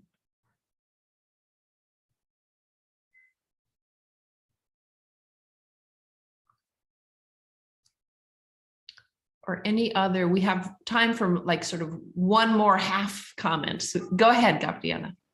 Just one point about the process of militarization that Julio mentioned it before. I think that we have to think about this process of militarization, not only about putting people, members from the military inside the government, but it's a way to manage. And this way to manage is based on discipline, loyalty, patterns of management, you know, like it's not only bringing people inside the government, but also about creating an environment where people do not make any kind of decision. They just obey, they are disciplined, and they have individual punishment. And I think that this is going on in Brazil in all areas of the government and probably in other countries also. And I think this is a very interesting phenomenon to analyze. Julio, 2 seconds, you're on mute. Just to complement what Gabriela just said, in Mexico, that is happening. And also the addition, I mean, whenever the military takes over one agency or area of government, they argue internal security or state security for being more opaque and do not disclose a lot of information that was public before in that very same agency. And so that also increases discipline. Internal discipline. So I want to just thank you so much to our panelists. Fantastic, interesting. I wish we had more time. Those were great presentations and great responses. Don't go anywhere, folks. We're going to take a quick 5-minute break.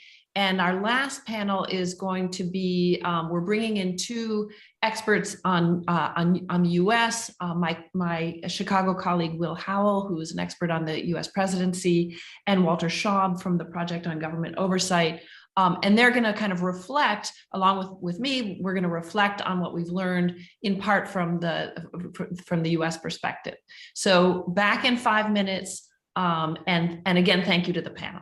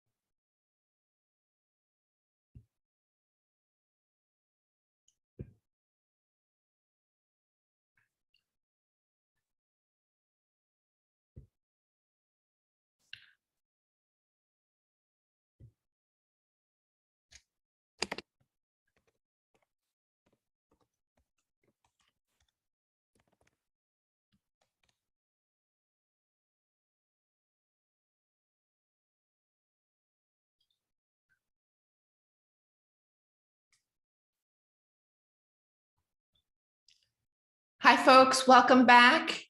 I'm delighted to turn the moderating role over to my colleague, Will Howe. Will take it away. All right, Sue. And we're going to give you a break from moderating, but only to put you back into a seat so we can learn more from you. You've done so much work in this space. And I'm really excited to hear your reflections on this fascinating conversation this morning. I've learned so much. And we're going to be joined in conversation with Walt Schaub, who leads the Project on Government Oversight's Government Ethics Initiative, which focuses on preventing abuses of government power and resources, reforming government ethics systems, and holding government officials accountable. And it's just a wealth of expertise about what's happening at the intersection of politics and the administrative state in our own country, and is a deeply thoughtful individual. I'm Will Howell. I'm a political scientist. I study American politics and have the great pleasure of running and directing the Center for Effective Government. And we care a lot about democracy. We care also a whole lot about the capacity of a government to solve problems, and the administrative state stands at the very center of those considerations. And so looking at a world in which democratic backsliding, which is happening with greater frequency here in the United States and abroad, is one that calls into question the capacity of administrative state to actually deliver and attend to the interests and wishes and wants of a people. And, you know, reflecting back on the conversation this morning, I'm struck by, actually, I'm kind of reassured that a couple of intuitions that we had in coming together are affirmed. Reassured in the sense that this is a worthwhile conversation, not reassured at all in terms of the state of our world and our country. One, in recognizing that when thinking about the health of democracy and the incidence of democratic backsliding, that the bureaucracy and the administrative state decidedly is implicated.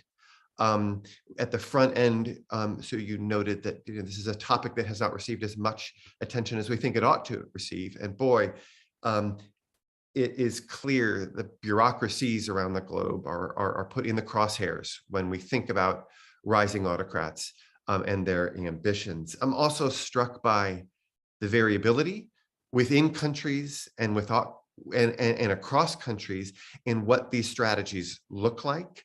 And the dynamics in play. One of the things that I think came through very clearly in Gabriela's discussion that just happened, and it carried through in a lot of people's discussions, is that these aren't kind of fixed phenomenon that kind of land all at once. They play out over time, and there's a kind of experimentation, a logic in the rollout of efforts by would-be autocrats to capture, in some instances, the administrative state, in other instances, sabotage it. And then I'll simply say one last thing before I open it up for some conversation here, which is that we as Americanists who were caught flat-footed in 2016 and have been reeling ever since and trying to make sense of what's going on domestically have just a ton to learn about what these dynamics look like when we think about the rise of populism, the rollback of the administrative state.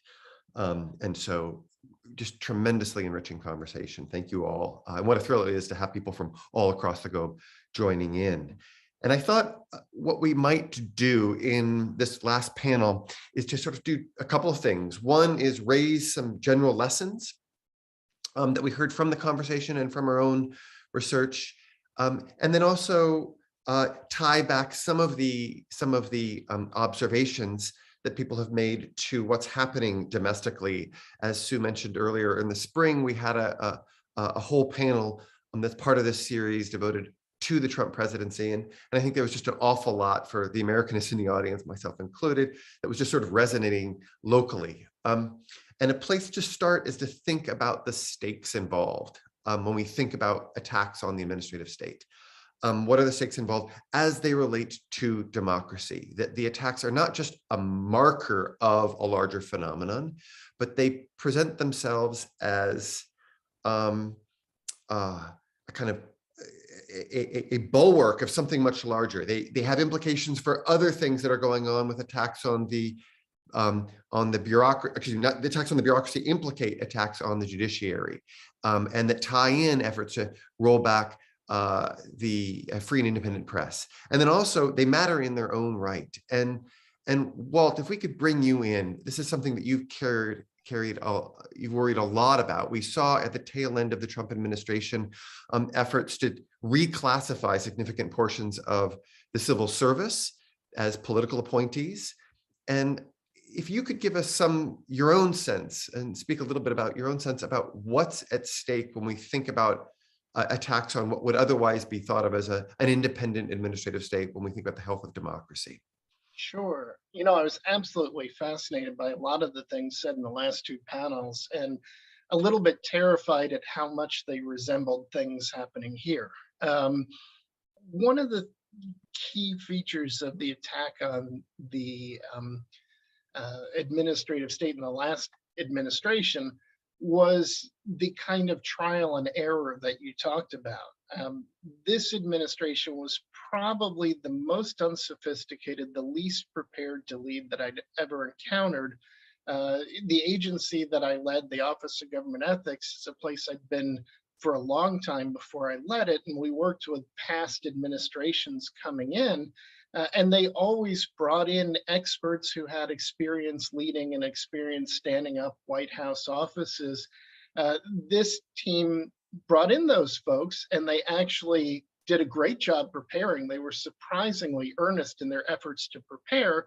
And then, as often happens with these kind of authoritarian movements, personalities dominate, and they simply fired all of these people we'd spent 5 months training the day after the election. And what became clear with the people who remained was their absolute bewilderment at what they were supposed to do to run a government. And you saw that as well in some of the attacks on the civil service. It began with the priming of the public for this, with Trump coining the phrase the deep state, or at least making use of it if he didn't coin it. And they tried a number of clumsy things. First, they tried to merge the chief human resources agency for the executive branch, the Office of Personnel Management, which oversees a population of 2 million or more federal employees, with an agency that runs the government's real estate and some of its purchasing systems. And they had nothing to do with each other. And the effort was so clumsy that Republicans, including Mark Meadows, who later became the White House chief of staff, sort of mocked it in hearings, and it went nowhere because it was so unthought out.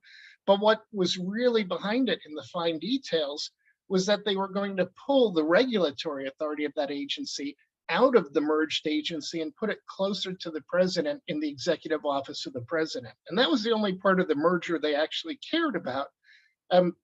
There were a number of similar things, like leaving vacancies in the agency that provides hearings to allow employees to challenge firings, rolling back union activity in agencies, intervening politically in career employees' disciplinary actions, which had been unthinkable before that. And then ultimately, they finally cracked the code in October 2020 when they came up with this new thing called Schedule F, which was a new category of federal employees. And it could strip them of their appeal rights so that you could now fire them at will.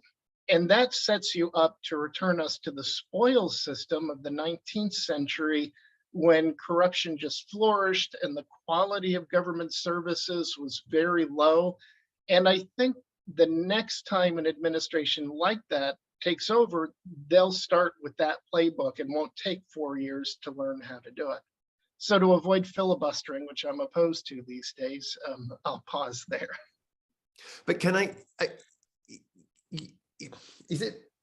did you find comfort early on in the failures of the administration as they flailed about, and then become increasingly concerned over time as they set their sights squarely on a move that would have real purchase?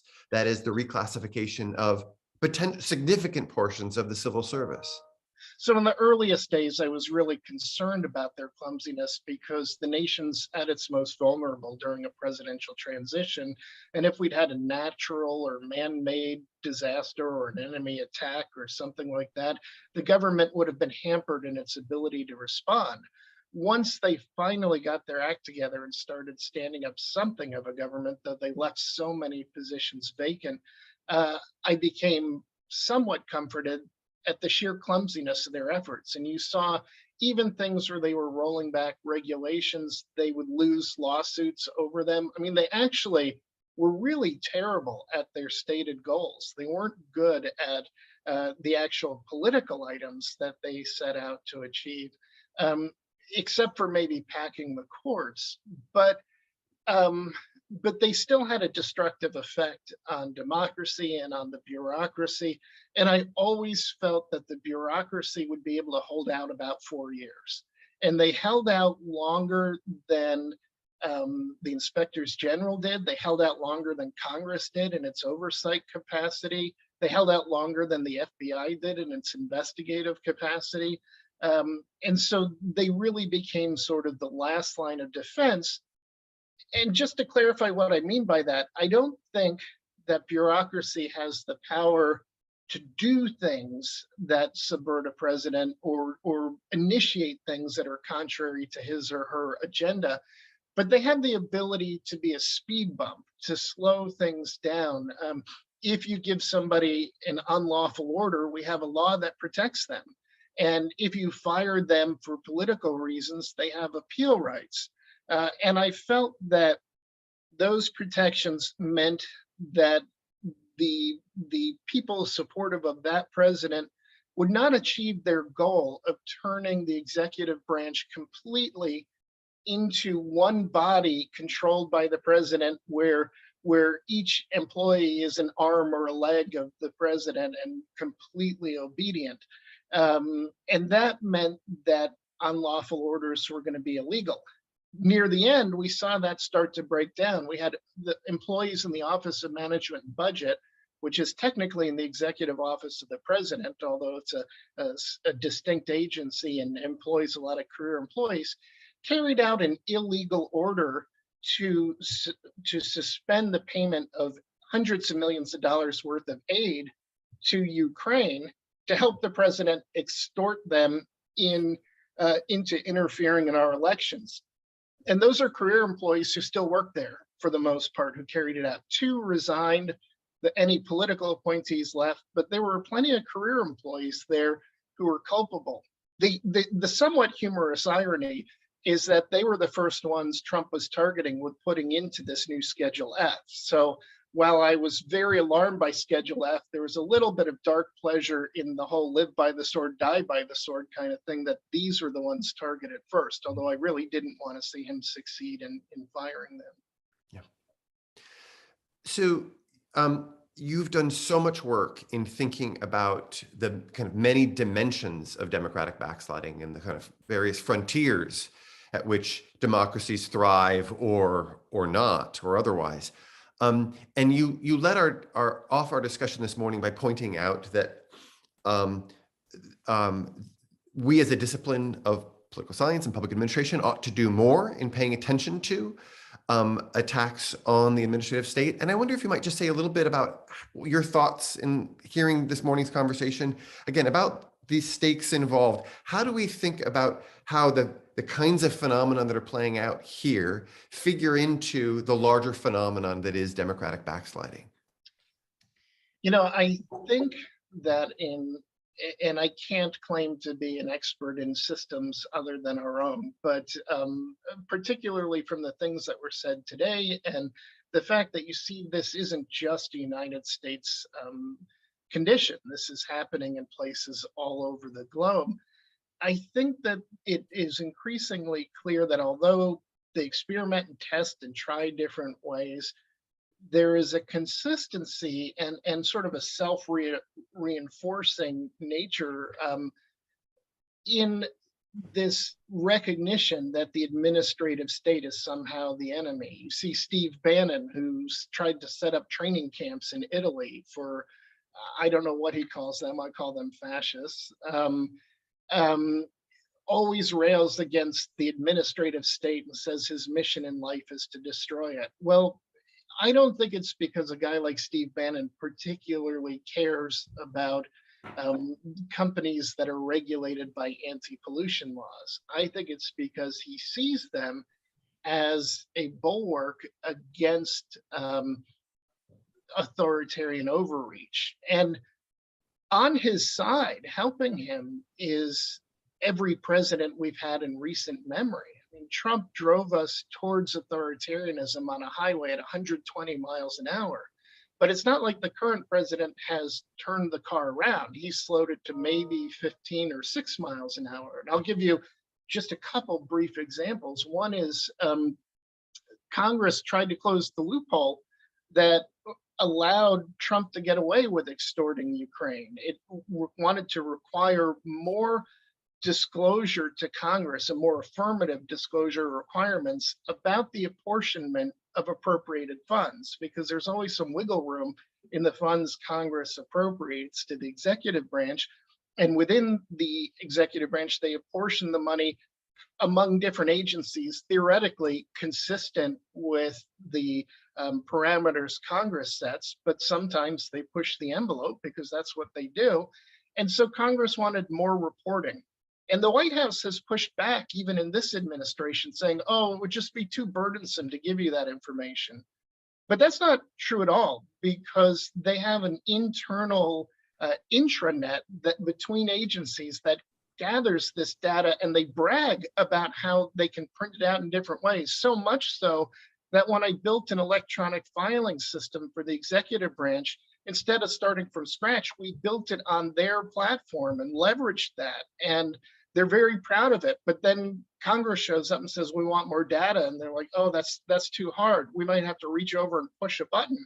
And so there's this resistance to that. Or the White House helped fight against a subpoena to President Trump's former White House counsel, Don McGahn, to prevent Congress from having him appear at a public hearing to be questioned about the things that came out in the Mueller report. Well, the Mueller report was almost 400 pages, and most Americans didn't read it.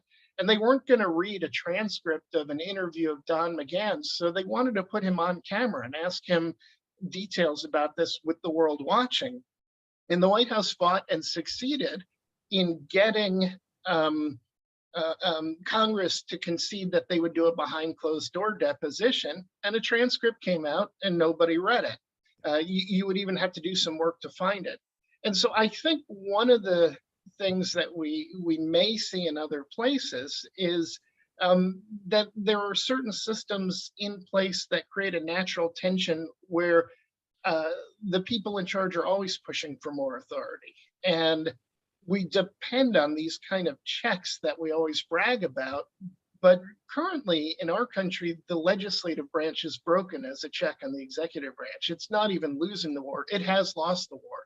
And unless it passes some new laws creating new mechanisms, it's not going to regain power. And I really think a president who wants to push the envelope on even beyond what President Trump did, or perhaps President Trump in a second term, will succeed in going much, much further. And so, again, I think the bureaucracy can serve in all of these countries, it sounds like, as a speed bump to slow that. But it's kind of like the Spartans at Thermopylae. You know, you're gonna slow them down to give the armies back home time to gather, or in this case, not armies, but Congress to resume its authority to do oversight. But it can't do more than slow. And so I think that the destruction we're seeing is broader than just an attack on the democracy, but I think there's a certain sophistication to people who otherwise seem kind of thuggish in understanding that if they first attack the speed bump, first clear this obstacle out, they can move fast enough that it'll be harder for other systems that defend democracy to strengthen themselves. Thank you, Walt. If I could come, Sue, to you with basically the same question. How are we to think about these phenomena that we've been describing fitting into a larger project of autocratic consolidation?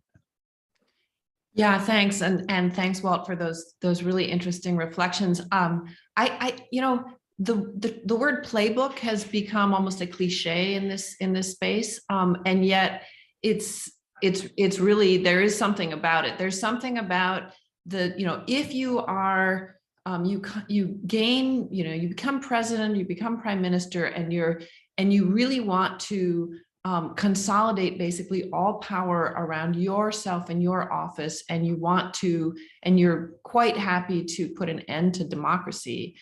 There are certain things moves you're going to make, and those moves you're going to make in whether you're in Brazil or Turkey or the US. And one of those moves is to attempt to turn the bureaucracy at high levels, at street level, into a kind of loyal agent of your project. And that frequently, you can imagine loyal and competent versions of those people, but frequently, as Javier was suggesting in the last session, there's a trade-off, and so you end up with a less competent bureaucratic apparatus, and that played out in Venezuela with the kind of the putting in place of in the PDVSA, in the oil company, of very in positions that required real expertise and experience, people who didn't have it, and that contributed to this terrible tragedy of a relatively wealthy middle income country becoming a very poor and very destroyed economy. I guess there's competence in the bureaucracy, and there's also competence of the political leadership, and that's what Walt was alluding to. So here in the U.S., I think we sighed occasional sighs of relief at the lack of competence of the political leadership, and it was sort of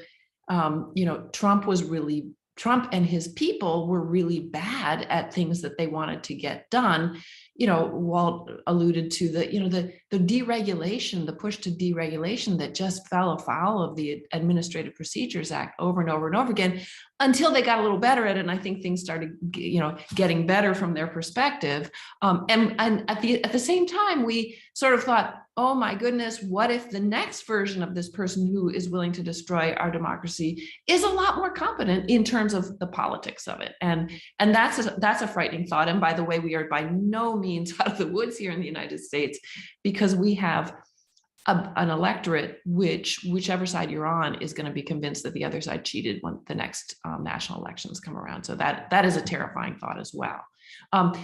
So on a more positive note, I would think that people like Will and Walt would hear the stories of places like Poland and Hungary and Mexico and Turkey and so on, and think, wow, it could be worse. And that is one of the things that is both a kind of an observation to make, but also a kind of a question that we need to address. So they pull from the same playbook, they make the same moves, so Steve Bannon talks about the dark state, which conveys a kind of partisan capture of the state. A very typical alternative story is a corrupt state. So, Julio was talking about about AMLO in Mexico. He runs for office saying, in the history of Mexico, from the conquest to today, we have never had so much corruption, which is baloney.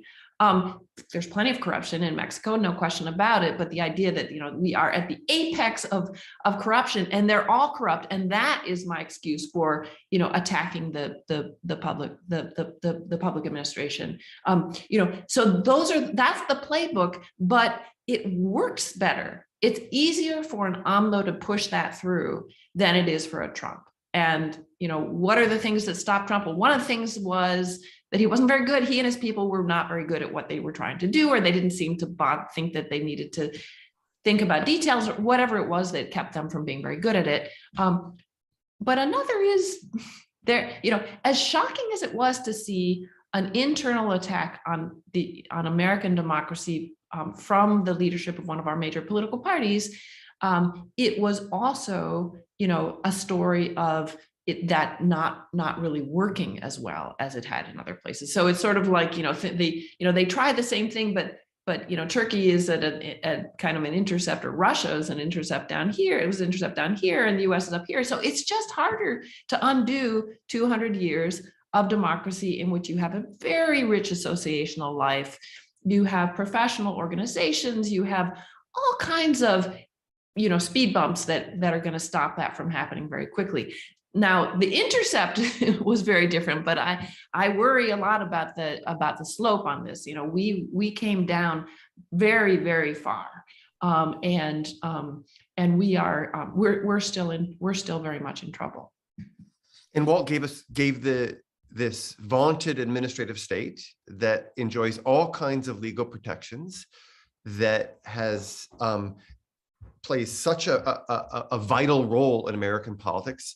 He gave them 4 years, right, to be able to meaningfully hold out. And that in the face of what is widely recognized as a broadly incompetent administration. And so there's reason decidedly to worry. I want to emphasize sort of, and maybe draw out, if we might, a tension that's built into the playbook, which and it came through in our discussions of loyalty on the one hand and expertise on the other, and the trade-offs involved, but it plays out in another way, which is that to the extent that a thing that that a populist demagogue would like to do, a would-be autocrat would like to do, is kind of delegitimize the experts and marginalize their influence and kind of clear the way. I mean, to get rid of the speed bump that's before them. And they do that through their rhetoric. They do that through their efforts to politicize. They do that by trying to sabotage the state in all kinds of ways, right? That's one part of the playbook. But there's this other thing that came through in our conversation from the very first presentation that Tim Frye provided, which is that the administrative state represents a threat, but it also is a resource to an autocrat. That these are individuals who can be mobilized in the service of one's political ascendance. They have a kind of expertise that can be needed in the face of a pandemic. And so one can think about like how, one might argue, I would argue that on net, the fumbled response by the Trump administration was the primary reason why they ended up losing re-election. And that the administrative state in some ways, in some moments, can serve the purposes of legitimating a rule, at least for some audiences. And so we've got this like tension that's built in. On the one hand, it's the thing to be marginalized, attacked, and sabotaged. And on the other hand, it's this thing that one needs if one is going to effectively rule, not just to rise to rule, but actually continue to successfully rule and meet the challenges that are put before them. And that's kind of schism is something which is unresolved, which may be part of the reason why when we talk about, there's one thing to talk about democratic backsliding. There's another thing to think about, well, how long can somebody like Trump actually hold power over the long haul when stable governance requires in the modern era, a robust administrative state that actually can deliver. And if not the administrative state, then what? Because one's personal rule isn't going to, in the longer run, serve as a meaningful substitute. I don't know what you all think. You know, I tend to think you're right about the pandemic is what changed administrations. I think there was enough momentum of outrage over Trump's corruption that maybe a challenger would have had a chance, but odds were still, I think, slightly in his favor. And then I think you lose hundreds of thousands of people to a disease due to the obvious incompetence of the response. You're gonna shift the balance a lot. And a few interesting things came out. You know, in the last two presentations, they were talking a lot about the sort of paradox that as you gain more control that way, quality goes down and then people get frustrated because government services are more inept. I was surprised at how quickly it became inept. That was probably, I think, the most surprising thing, was that the ineptitude affected the career officials in dealing with the pandemic. The White House got so heavily involved in the pandemic. Jared Kushner was running a shadow pandemic team. Political appointees were changing the messages coming out of CDC. That I had not expected. And I don't think anybody could have imagined that in 2020 and 2021, the CDC's credibility would be shattered so badly. I mean, this was sort of the most highly esteemed agency that we all trusted. And now they managed to undermine that surprisingly quickly because, again, who's at the top does matter. I think in some ways we also got a little bit lucky that Trump was so corrupt, because if we'd had a more principled authoritarian who's driven by an ideology, he might have been able to channel that energy. He was so focused on making money for himself and benefiting himself in every way he could. And you expect corruption to come with authoritarianism. But I guess at the early stages, there's a limit to how much corruption you can have if it's going to be effective. So we had that going for us. I think on the other hand, I think there's a story that wasn't noticed much by the general public. And it was the story of Trump's appointee near the end of the Trump administration to the US Agency on Global Media, which used to be the Broadcasting Board of Governors, which oversees Voice of America and several other federal media agencies.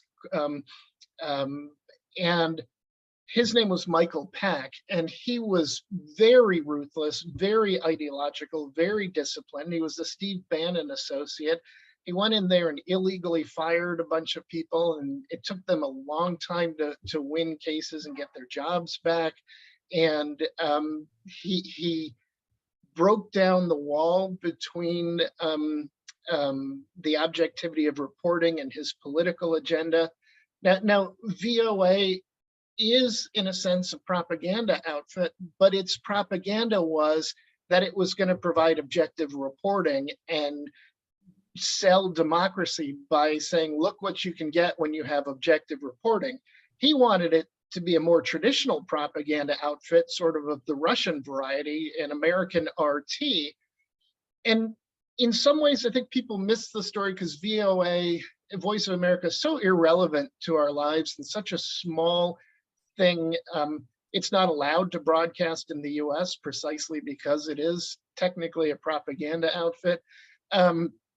But I think that one of the things you can say about these authoritarians is they think bigger and are more creative in their dastardly efforts. And I wouldn't put it past them if they'd had another 4 or 12 years to turn that into a significant presence and really use that as a way to build support externally and maybe eventually internally for an agenda. And I think we are consistently caught off guard because we failed to appreciate their sort of ruthless creativity. And I have been very frustrated. I perceive this administration as oblivious to a lot of the threats.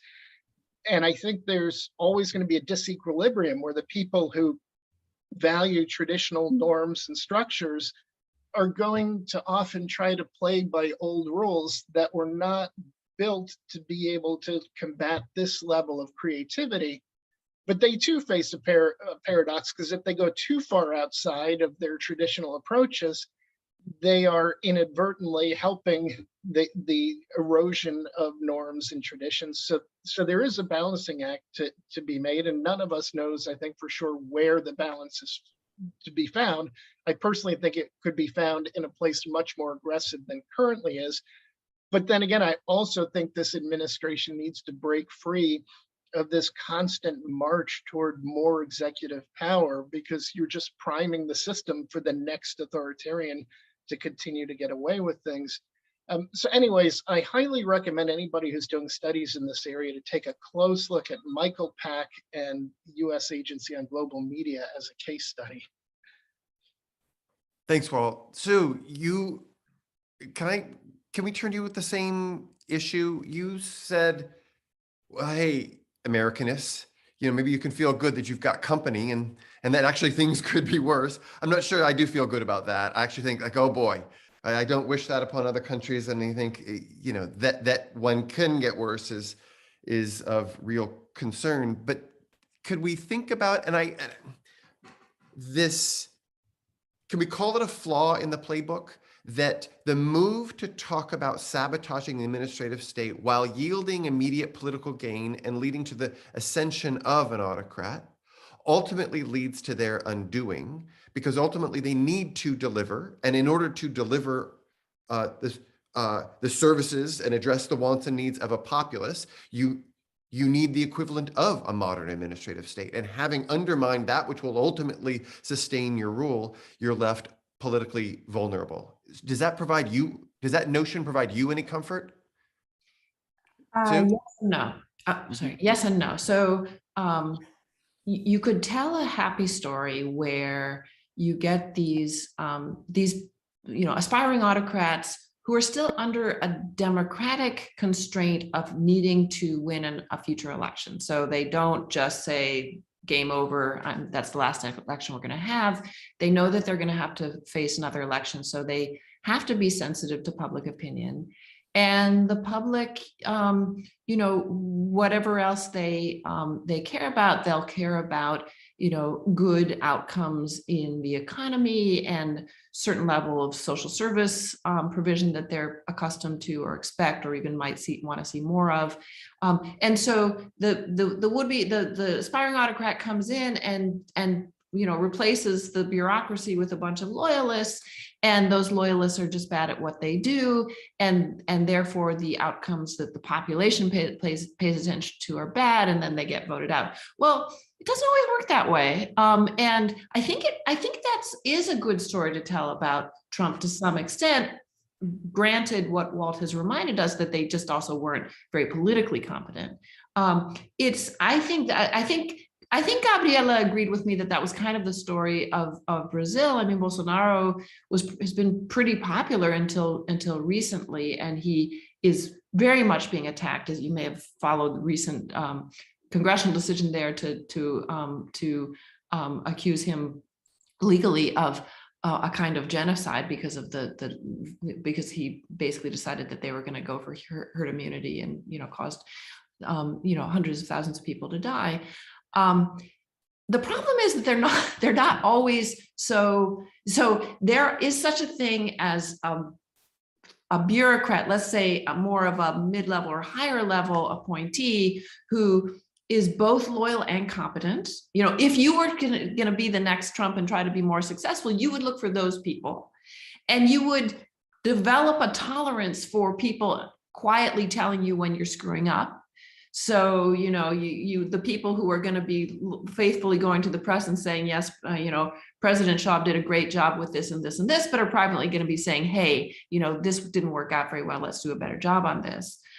So that's possible. And then at the lower level, it's also possible to give people, these sort of street level bureaucrats, as we've been calling them, job security, maybe some, salary gains, maybe some additional powers of the kind that Javier was talking about in Venezuela, of a very nefarious type in that case. But I don't think that happy formula is inevitable. And actually, we see a lot of these people getting reelected. Now, think about Hungary. Viktor Orban and the Fidesz party was reelected, granted under rules that had been changed and gerrymandering that had happened. So they actually did lose some votes, but that didn't translate into a loss of seats. And of course, it's a parliamentary system. Yeah, you'd like to think that there's a built-in kind of self-correction device. But I don't think you can count on it. And I'm very worried about, what Walt is saying, that there's a kind of a learning that's going on. I mean, the three of us could, and I'm sure others on the panel could come up with a list of names of people who we think would be just as autocratic and a lot more clever, just thinking about, say, the governors and maybe some senators and so on. And so they may have learned a little bit of this lesson. And the other part of the learning process that's terrifying is, we had, thank goodness for our election administrators, who proved themselves to be professionals for the most part, and to resist extreme pressure sometimes directly from the President of the United States to falsify an election result in 2020. And I took great heart in that. I'm sure many other political scientists did as well. But then people started saying, hey, they're just going to start replacing these people, and the state legislatures are going to abrogate to themselves legally the role of certifying elections or the ability not to. So there was a pretty quick learn, and it's not automatic. Yeah. I guess I'd like to play with that idea that you both have put forward, and we at the Center for Effective Government, we joined forces with Protect Democracy to put out a whole series of essays on the administrative state. Walt was kind to contribute one. They've just come out over the last couple of weeks, reflecting on threats to the administrative state, need for reform. And I wrote one that came out yesterday with my regular co-author and friend Terry Moe, that was suggesting that an important dimension in thinking about attacks within the United States on the administrative state is that there's a partisan valence to them. This came up earlier, I think Eduardo raised it, about the importance of ideology playing a role in shaping the efforts by, again, a would-be autocrat, and it's almost always a he, in his efforts to control or sabotage a state. And a thing to be said, it seems to me, about the US context in this regard is that not all presidents have the same relationship to the administrative state, because the administrative state in the main is a state was built by Democrats, that is serving big D democratic objectives in the main, not uniformly, of course, but in the main. It's born of the New Deal and the Great Society. And that is disproportionately staffed by big D Democrats. And that one of the things that's happened, and this goes back, this is a story of learning that goes back not to the beginning of the Trump administration, but goes back to the Nixon administration, is that they look out at this big administrative state, and they look out at, and they see enemies everywhere. And they say, what can we do about it? And the legislative process is not affording any meaningful relief, because Congress, for all kinds of reasons, is a disaster. That there's a capacity for the administrative state to offer a resistance and to push back. And the Democratic Party stands ready to defend the administrative state, not at every step, but in the main, they're willing to do so. They want to do so. And so part of what I think that we're seeing within the US, when we think about, it's not an accident that Trump is a Republican, and that Trump, not just by virtue of his own personal ambitions, but because of the party that he inhabits and the posture he assumes vis-a-vis this administrative state that's built in and is very hard to move, is then looking for ways to claim new powers and to sabotage and assault a thing that is very hard, to move. And that's part of the dimension. That's an important part of the story that we need to grapple with domestically, and I suspect is playing out in Latin America and in Europe and as well, and in various ways. Does that resonate with either of you?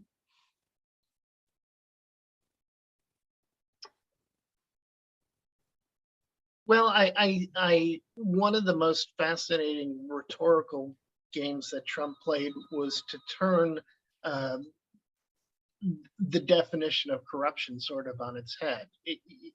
Because these are agencies that perform services he doesn't like EPA or Social Security or something like that, doing their job is perceived as partisan. And just like one of the things we heard in the session on Latin America, he couldn't come right out and say, I hate experts. I hate people who know what they're doing. And so he portrayed them as political. And so you had both sides screaming, drain the swamp, and they both meant something completely different. On one side, it meant end corruption, and on the other side, it meant end people who disagree with us. And it was more focused on political agenda. That weirdly proved super duper effective, though. I mean, it was so baffling to see the most corrupt administration in history gaining real traction with the phrase drain the swamp, until you realize what they really mean is drain people who oppose our authoritarian ambitions out of government. One of the unique features of the federal workforce, though, is that although polls may reveal a higher percentage of people leaning one way than the other politically, the workforce is extremely nonpartisan. I've worked in nonprofits, in a law firm, in government, and I was amazed in all of my outside government experiences where people would talk politics in the workplace. Nobody talks politics in the workplace in the federal government. Nobody even hints at the political implications of their work. It's a very mission-focused workforce, and more senior employees will chastise younger employees if they hear them come in and haven't absorbed the culture yet. On the other hand, the workforce is not a monolith, and there really are pockets that are deeply supportive of President Trump. We saw this with the Customs and Border Patrol Agency. Their union leader was saying shockingly partisan things while on the clock, and he got away with it by saying it was union activity and I was using official time to do it. And that kind of partisanship was embraced. And so ultimately there was this transformation down the line where you saw people not objecting to partisanship in government. They objected to partisanship that didn't support their party view in government, which is anathema to the government culture itself. But I think it's the direction he wants to push it in. All of this leads you back to the spoils system, where new president clears out the workforce and you bring in a bunch of inexperienced, incompetent loyalists who are amenable to corruption if it's done in the name of party goals. And so I think that has repercussions even beyond just the shift away from democracy to more failures like we saw in the pandemic, where hundreds of thousands died. And I think a really dangerous thing that you can see playing out right now is that the public isn't traumatized, as individuals are, but as a whole, the public isn't traumatized by having 700,000 of our fellow country people dead as a result of a pandemic. You see still more horror about 3,000 dying during 9/11, or tens of thousands dying in past wars. But we've lost, before it's done, we may lose 1 million people. And the reaction to that isn't what it should be and won't be sustained. And I think all of that is reflective of the political environment we're in, where perhaps technical failures will be forgiven in the name of partisan loyalty. Mm. We have a question from a fellow panelist that's come in. If I could read it. This is from Dan Kelemen. I'd be curious to hear more about what the panelists make of the role of federalism in this context. Some scholars, such as Jake Grumbach, have recently argued that federalism, i.e. the manipulation of elections by corrupt state officials, plays a key role in helping aspiring autocrats. But other legal scholars, i.e. Landau et al., take a more Madisonian approach and argue that decentralization of some key functions, i.e. election administrators, so you just mentioned them, make it harder for an aspiring autocrat like Trump to rig an election and perpetuate his rule. How ought we to think about, just generally, I mean, it could be about federalism, it could be about decentralization of authority and the extent to which it exists as being either a bulwark against the efforts of a would-be autocrat to claim and consolidate authority, or providing all kinds of points of entry for the corruption of a political system. So there is some research on this, and my own take on it is that the arguments can run in both directions, and the logic of it can run in both directions, but that on the whole, federalism is, I like Walt's image of the speed bump, at least. And that is because there for reasons that maybe have to do with commitment to democracy, may have to do with partisanship, may have to do with whatever reasons, you have powerful subnational leaders who can be a counterweight and represent real resistance to the actions of the aspiring autocrat. We certainly saw that in the United States, and there, the governors of the country kind of generally fell into either they became Trump acolytes, or they became people who tried to keep government running well and through the Trump years, and also maybe took advantage of opportunities, political opportunities, career opportunities that Trumpism opened up among people who were horrified by Trumpism. Gabriela mentioned that in Brazil as well. I know during the pandemic, just as it was the case here, the federal administration, the central government, abdicated its responsibility entirely in Brazil, just as worse than that. I mean, really pushed very harmful practices and policies. And state governors, who are quite powerful in Brazil, stepped in, state governments stepped in and had, in many cases, very reasonable kind of policy responses. On the other hand, for that reason, and just because they don't want to be constrained by anyone, any kind of actor, the cleverer among the aspiring autocrats come in, and right from the get-go, they are trying to undermine the position of the governors and state subnational administrations. Mexico is a great example. AMLO is able to say, look, the PRI and the PAN, the two large traditional political parties, are mafias of power, and therefore we need to get rid of the leaderships at the state level. And just a kind of a footnote to that, there's enough truth to it that it's very palatable to a lot of the public. I mean, if you find yourself in a position of sort of saying, no, there's not so much corruption in Mexico, you're going to sound like an idiot. Or if you find yourself in the position of saying, no, these American, politicians aren't driven by crass partisanship, you also are going to sound like a dum-dum. And what Walt said earlier about the political practices of public sector workers in the U.S., it's really important, and it's important to that people know that. I'm writing a book, the working title of which is Trash Talking Democracy, which is sort of about how the kind of cultural assault on democracy that is a kind of that assists the institutional assault on it.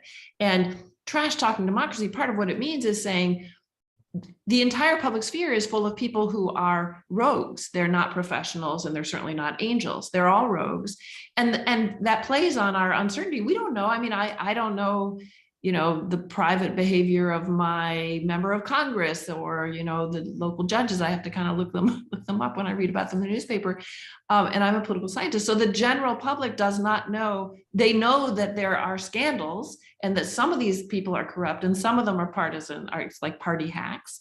So if you tell them, that they're all that way, then, it's hard for them to say, well, no, they're not all that way, 20% are that way, or 10% are that way, or something. So that's very much the kind of, rhetorical strategy that can be extremely effective, and that gets launched against these governors and subnational administrations as well. Mm-hmm. I think that's a really important point, set of points you made about the sophistication of some of these attacks and the very effective results that they're getting.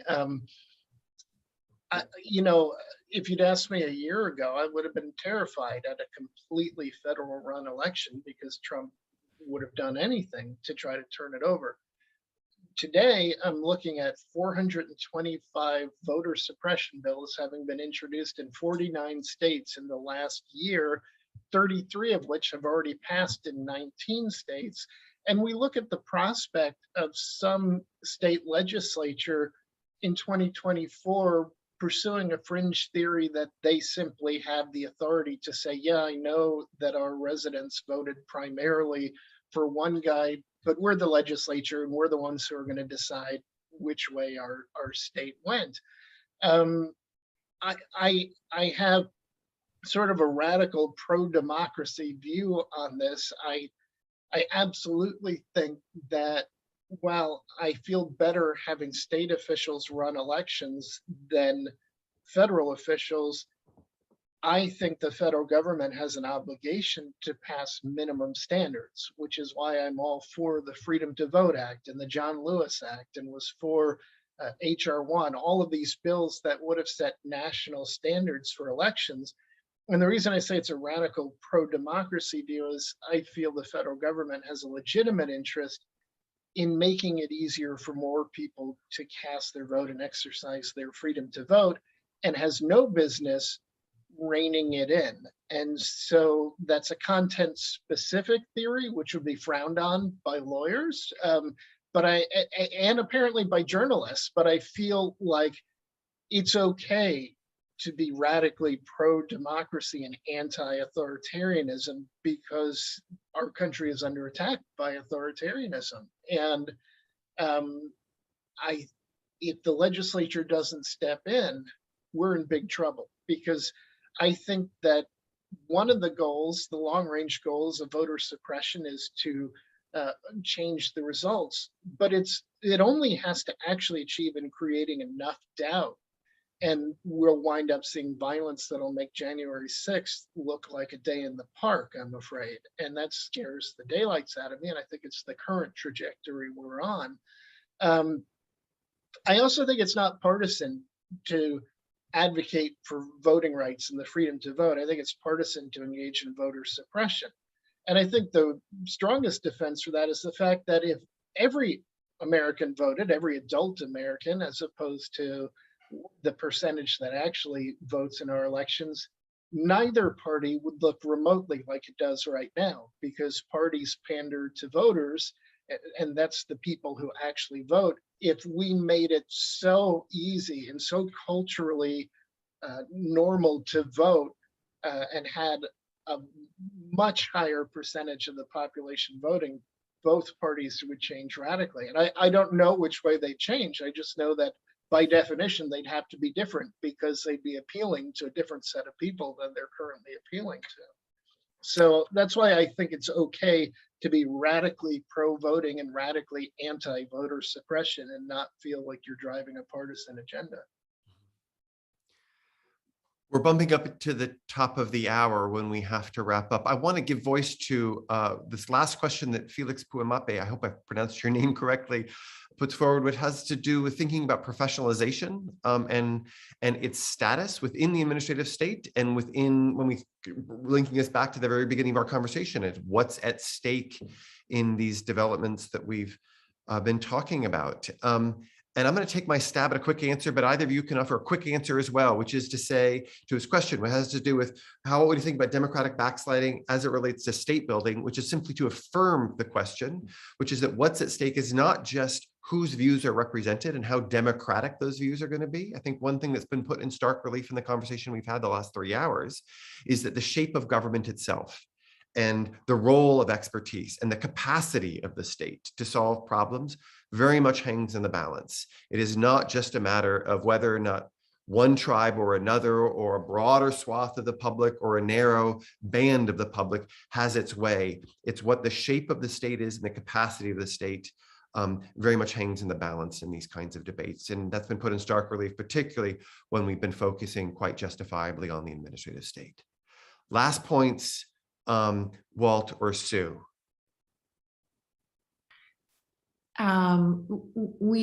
Yes, professionalization is important, and it's also important that the public understand processes of professionalization. Just like it's important that the public understand the procedures that journalists go through, journalists who work for good newspapers or good websites or cable TV, whatever, that the role of the editor, the fact checker, that they understand what academics go through, what review processes look like, and of course there are bad examples out there, but it's important that it be widely understood what a professional standard is, and how it constrains and also incentivizes people. I mean, the vast majority of people in the public service in the United States, as Walt was just saying, you know, they're not going to be, some of them will be angels, meaning that they really care above everything else about the sort of their public service. And I think there are many of them, but they're at least professionals. So they, like the rest of us professionals, what do they care about? So the esteem of our colleagues, you know, professional promotion, income, et cetera, et cetera.